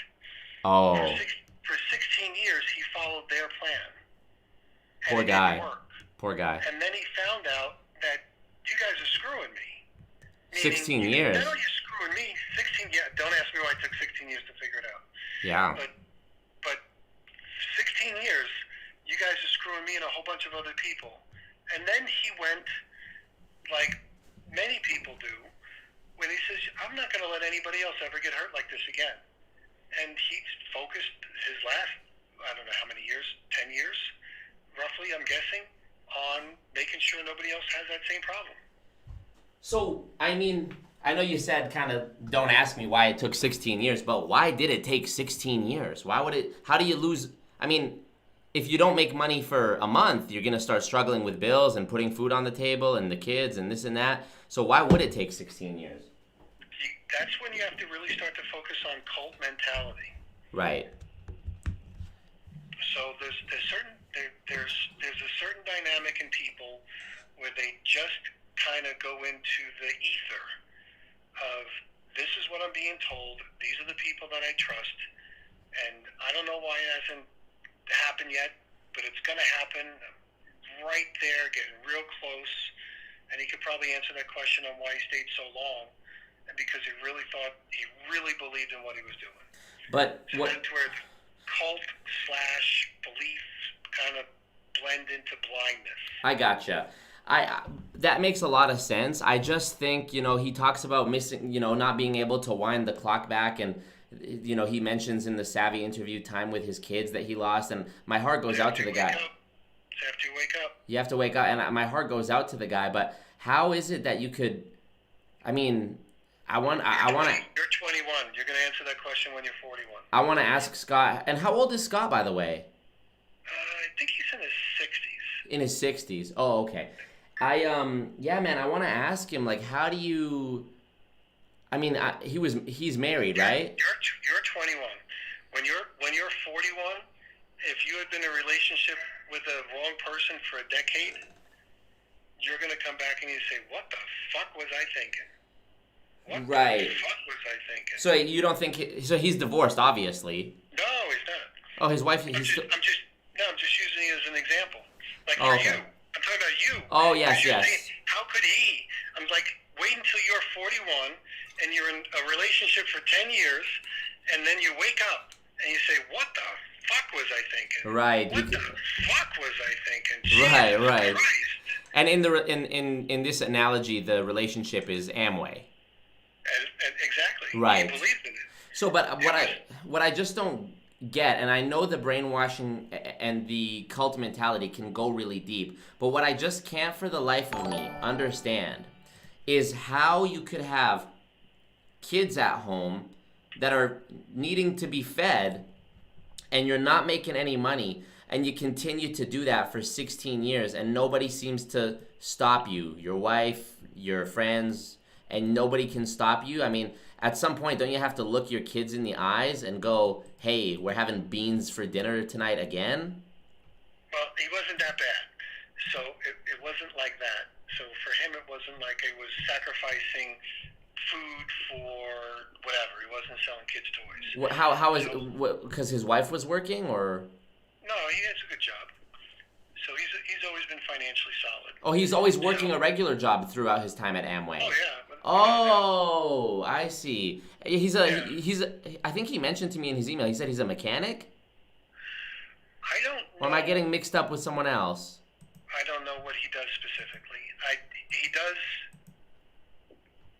not mechanic like slings wrenches. Right. But he does something in the field where he's kind of like a high-end technical consultant kind of a guy. Like IT maybe, like computers. IT or electrical or something to do with technology. But Okay. he's on the higher end of the economic payroll. So it wouldn't be surprising to me if he was making anywhere from $60,000 to $100,000 on any given year.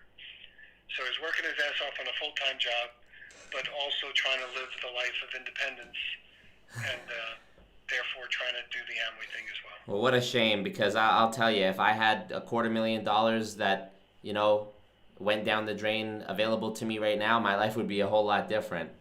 Right. Well, you're 21, so you're going to get a chance to witness a lot of different things, so learn from as many of other people's experiences as you can. Right. And man, that's the thing is I think, you guys gotta, I really want to help you guys push your message further and higher. And I don't know, I don't know if you guys have a presence on Instagram or YouTube, but that's where all young people like myself are today. And, have you looked into anything like that? I'm not a really big social media guy. No. So, nope. So, we'll move there eventually. Right. But yeah, I'll tell you, as long as these people, I gotta be honest, as long as these young people who are misleading others stop doing what they're doing,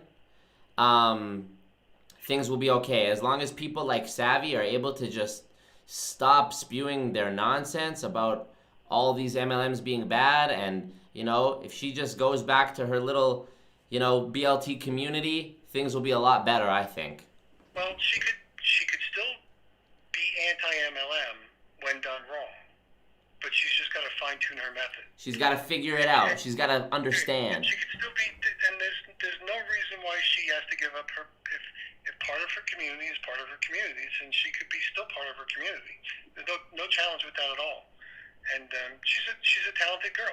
The biggest difference is that she's got to sharpen her message. Because to an educated person, meaning somebody who knows more about the industry than she does, she's making herself look goofy. So it's just like, I know this might be dating myself a little bit, but, if you've ever watched the movie My Cousin Vinny, Yeah, I think I've seen that one. That's, she's like Vinny. She's like, my cousin Vinny. Right.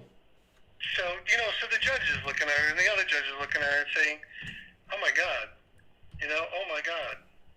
So, she's like my cousin Vinny. She's like Joe Pesci. She's Joe Pesci. She's just kind of clunking around, just kind of a goof. Just kind of, to an educated person, just saying, oh my gosh. Yeah. So, yeah, but she's not, she's not mean. She's just goofy. So, and I wouldn't mind having that conversation with her as well, because I think she's talented. So, if I had someone like her under my tutelage, we'd sharpen her up. We'd turn her into a deadly weapon. Did you guys have her on your show before? We had her on one time. And so did you tell her about this stuff? No, because it was the first time I ever heard her. Oh, okay. So that was just more about, Yeah, she was telling her story. she's just telling her She was story. making some good points, yeah. Okay, fair enough. So if you were able to talk to her today, what would you say to her? No, I just say, get under my tutelage. I think you're a sharp gal. You got a good message. Let's sharpen you up.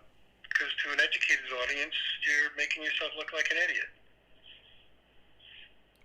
Yeah. Which, of course, she would bite back. So that's, Savy's going to bite back. So we'd have to put her in her place.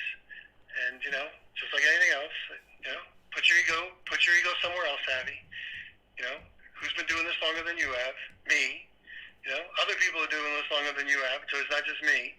The arguments that you're making are just stupid. So if you want to make your point, let's sharpen your arguments. If you can put your ego in the other room. If you can't, there's more important people for me to talk to.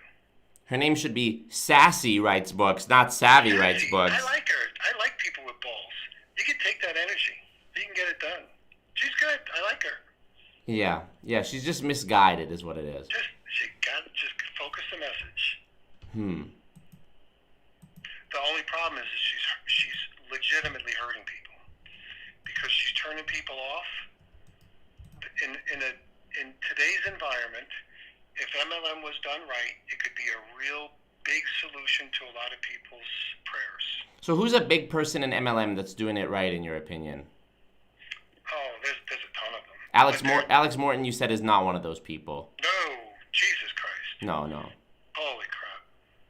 Alex Morton is the biggest victim of this industry because he was just a young kid that followed the direction he was given and turned into being an asshole. I agree. Yep. Oh, Alex Morton he's just the poor kid. He's a victim for sure. He's a victim. He doesn't even... Alex Morton is a friggin' victim. He's certainly not intentionally fucking people over, even, No, he's a victim. He's a victim. He does... He's homegrown. He's homegrown. This industry took a talented young gentleman and fucked him up. Yeah, he's pathetic. He's going to wind up in jail. Yeah, he is for sure. Yeah. And who's somebody that's doing it right? That was my initial question. Who's somebody that's doing it right? People like Jody Bear. She's a gal that does a radio show with us. She's one. Janine Avila is another gal that does it right. Ola Cantos does it right. Jody Bear? Jody Bear. How do I spell her last name? B-A-E-R. B-A-E-R. Jody Bear. It's Jody? J-O-D-E-E. Okay, I'm sorry. I was spelling it with an I. Jody Bear. What company is she a part of? Success by Health. Success by Health. Oh, wow. And she's doing it the right way. She's not just recruiting. She's really selling products. She's selling products. People are losing weight. People are staying healthy. Yeah. People are learning. People are making money. Gotcha. Well, I hope that you feel that Scott would be happy to have me on the show. Okay, well, tell him. So I'll send him an email. He'll send you his phone number. Okay. And sorry, hold on one second. 1 second, Peter. I really appreciate you taking the time to speak with me. By the way. Hold on 1 second. So I just muted the phone call. Should I let him know that it's me? And tell him that I think he's a fucking idiot? What do you think? Sorry, just 1 second. Sorry about that. I just gotta plug in my phone here. No problem. Because you guys realize if I leave it and let him go, the next person he's gonna talk to is Scott. Scott's gonna tell him, "Oh, you were just talking to Marco, and I'm never gonna get this guy on the phone again." So.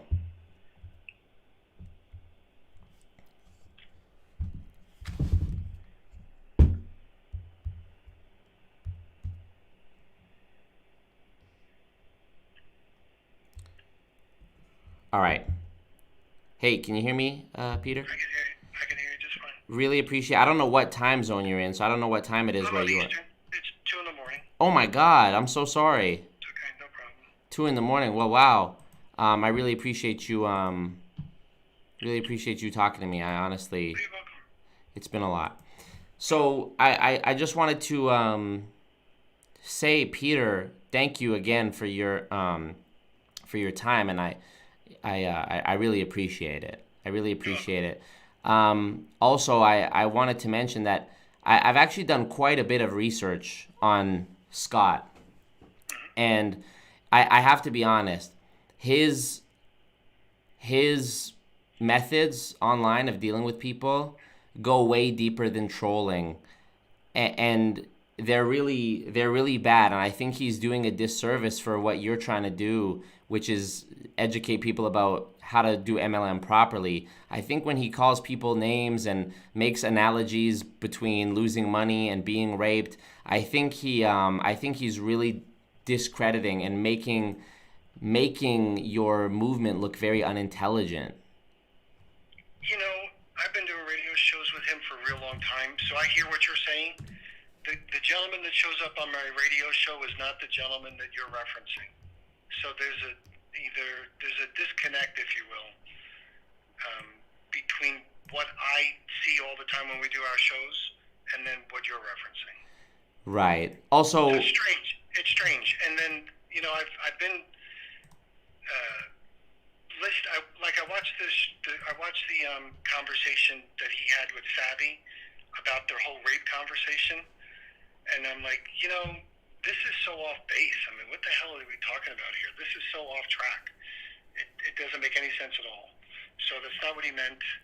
I know what he meant when we were talking on the radio relative to the rape conversation. I know it's a horrible word, but I can understand how people would feel financially raped. And some people might say, well, you shouldn't even say that to a rape victim. I said, of course, I would never say that to a rape victim. Well, you shouldn't say a period because it's totally unequivocal. It's a total false equivalency. That outcome is not the same at all. Right, but it kind of sends the message of this is kind of like what it felt like. It's not at all what it feels like. Well, if you're saying financially raped. Yeah, but that's not what rape means. Right. So that's what we call a difference of opinion. It's not a difference of opinion, though, Peter. Losing money is not the same as having someone force their body upon you. Correct. And that's why the term financially raped. So it's physically raped is different. We're talking about we're slicing words here.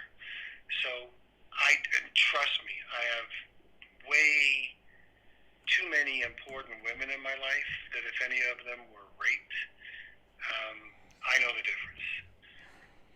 So, yeah, I wanted to say one more thing. You mentioned Jody Bear is someone who's doing it right. And I looked up Jody Bear on LinkedIn when you mentioned her, and it says she's in Success by Health.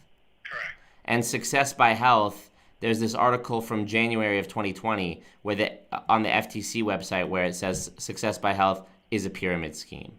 Correct. So it was shut down for being a pyramid scheme? It was shut down for a couple of different reasons, one of them being a pyramid scheme. But she was someone who, despite the fact that the company was a pyramid scheme, she was doing it right. See, this is what we mean by being naive. At 21, you believe what you're reading. So at 21, you believe what you're reading. Well, you mentioned that it was shut down. It was shut down by the FTC. That doesn't mean it was a pyramid scheme. The FTC wrote that it was a pyramid scheme. It doesn't mean it was a pyramid scheme. I was a defense witness for Zeke Rewards. A defense witness for Zeke Rewards, trying to keep a guy out of jail. Chris Terry? What's that? Was it Chris Terry? No, for Zeke Rewards. Yeah, Chris Terry was a part of that, right? I don't know who Chris Terry is. Oh, okay. Chris Terry is a different guy. That name sounds familiar. No, Chris Terry is the guy from IM Academy. Yeah, that's right. That's right. I read that he used to be part of Zeke Rewards, which was shut down for scamming people out of like $80 million or something like that. No, it was $800 million. And so you said you were defending the guy who was the head of that or part of that? Correct. How come? Because I know the truth versus what he was railroaded for. Yeah, so you at 21, you have a lot to learn. No, you're right. I say this sincerely. Because I was 21 too, once. Right. But when you learn how the world works, you'll say, wow, no shit, wow. So when you learn the inner workings of what happened with SBH and the inner workings that happened with Zeke Rewards, And then you say, well, all these articles say that they're scams. I'm like, I know that all the articles say they were scams, but I know the company. I know the people. I know the programmers. They were shut down for other reasons, had nothing to do with what you're reading. And then you will never be able to read anything the same way ever again. It's like how when all these Democrats try and say that Joe Biden's the president. It's like he might be, but I know the real truth about who the president really is. It's kind of like when you hear someone say exactly that. There's no evidence that there was any improprieties or any irregularities in the election process. And you'd say, are you kidding me? Are you kidding me? Oh my God. Seriously. Like, seriously. Like, well, that's what they said. Vaccines are safe and effective. Are you kidding me? Are you kidding me? So It's ridiculous. Unfortunately, I used to be naive. And I say this sincerely. I did not know the world the way it is. And when you learn about some of the things, and some of the articles that you're bringing up and some of the conversations are excellent articles. So, let me give you a little bit of homework. You ready? Yeah. Go to buildingfortunesradio.com Mm-hmm. /Zeke Rewards. Hold on, I'm typing it in right now. buildingfortunesradio.com / and Zeke is ZEEK rewards? Yep, rewards, one word. Okay. And then you can go to /vaccines. Buildingfortunesradio.com / vaccines? Vaccines, yep. Okay, I'm going to do it right now. And these are radio shows that you can listen to at your leisure. So obviously you're not going to listen to them now. Yeah. But so when you start to open up your eyes a little bit, and I say this sincerely, when you start to educate yourself on some of the things that happen, you'll never be able to say, well, the FTC says this is a scam, so therefore this is a scam.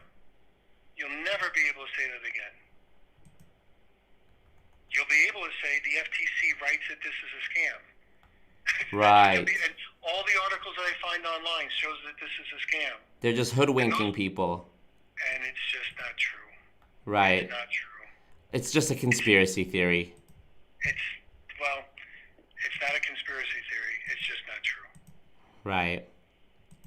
Yeah, it's a sad world we live in, Mark. Yeah, and these if I listen to these Building Fortunes radio episodes, they're gonna explain the evidence behind why it's a lie, the FTC claims. Sure. You'll see the class action lawsuit against Zeke Rewards should have been thrown out at every stage. Right. And you'll see all those people that are being sued in that class action lawsuit are being sued. They've been steamrolled over by our fine government. Gotcha. And you'll see what happens outside of MLM in the vaccine world, how Alan Phillips was an attorney, and how he's no longer an attorney, and how they railroaded him out of being an attorney. Who was that got railroaded? Alan Phillips. Alan Phillips. And what was it for? He was an attorney in North Carolina. Gotcha. He was the only attorney in North Carolina that really focused on the exemptions and personal exemption for vaccines. Gotcha. Well, Peter, I have one more thing that I gotta say. Sure. And I want you to hear me out on this, okay?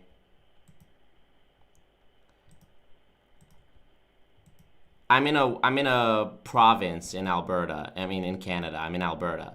I'm in a province in Canada called Alberta. It's on the west coast. I know. We do a radio show with a gal from Alberta. Oh, is that right? Yep. And Alberta, one of the things I love about it is it's a one-party consent state. Mm-hmm. And that means that you're allowed to record conversations with people as long as you're one of the parties involved in the conversation. Sure. And our conversation has, I hope you don't mind that I've recorded it. I anticipated that. Okay. And not only have I recorded our conversation has been since the beginning broadcasted on my live stream on YouTube to over 200 people, and I'm always Marco, the YouTuber that I had mentioned. Okay. And I just wanted to say that if you don't see the contradictions and false equivalencies and cognitive dissonance in the claims that you've made during this phone call, then just like Scott, you are a moron.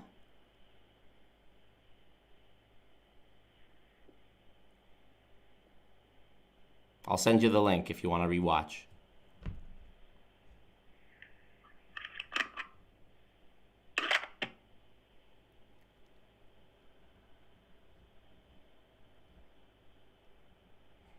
Hello? I think it was a home phone, because it's still on, but he obviously hung up. A home phone in 2021. There you go. And that's that.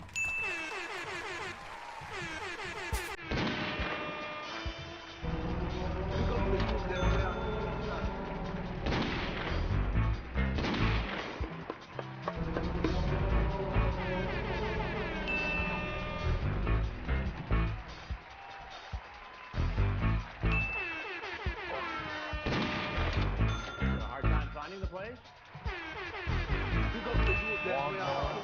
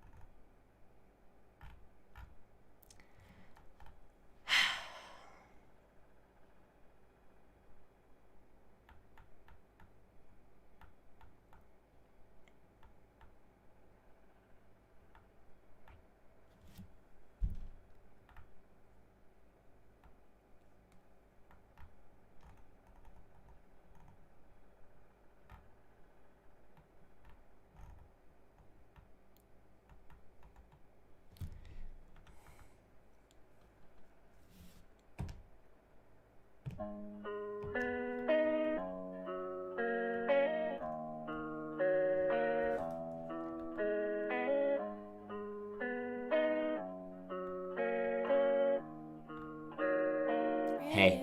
It's cold in here. Shorty tryna flex on me, probably because she saw me flex all week. Oh, I mean, no. hey. Diamonds with baguettes on me, blow my brains out, blame the... The call, probably gonna cost $1,000 for a long distance call to a US number from where I am in Canada on the West Coast.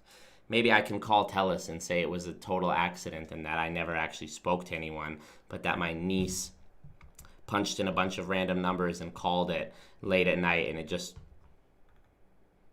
ran.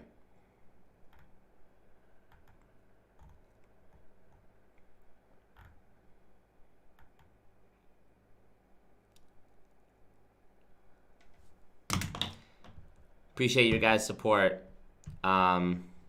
Scott, fuck you. Peter, fuck you.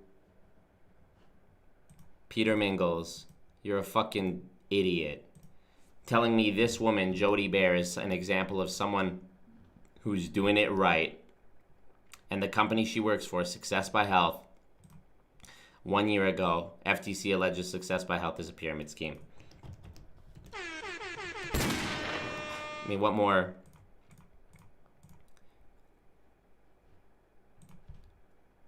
Who else? Who else? Who else? Who else is gonna do it? You're welcome. I love you. Join the Discord if you're not in there yet. Holla at me. I'm chilling. You want to rewatch this? Rewatch it in the Discord. If you want to support, Streamlabs link is in the chat. It's open 24/7. PayPal. However you want to fucking do it. Fuck 'em.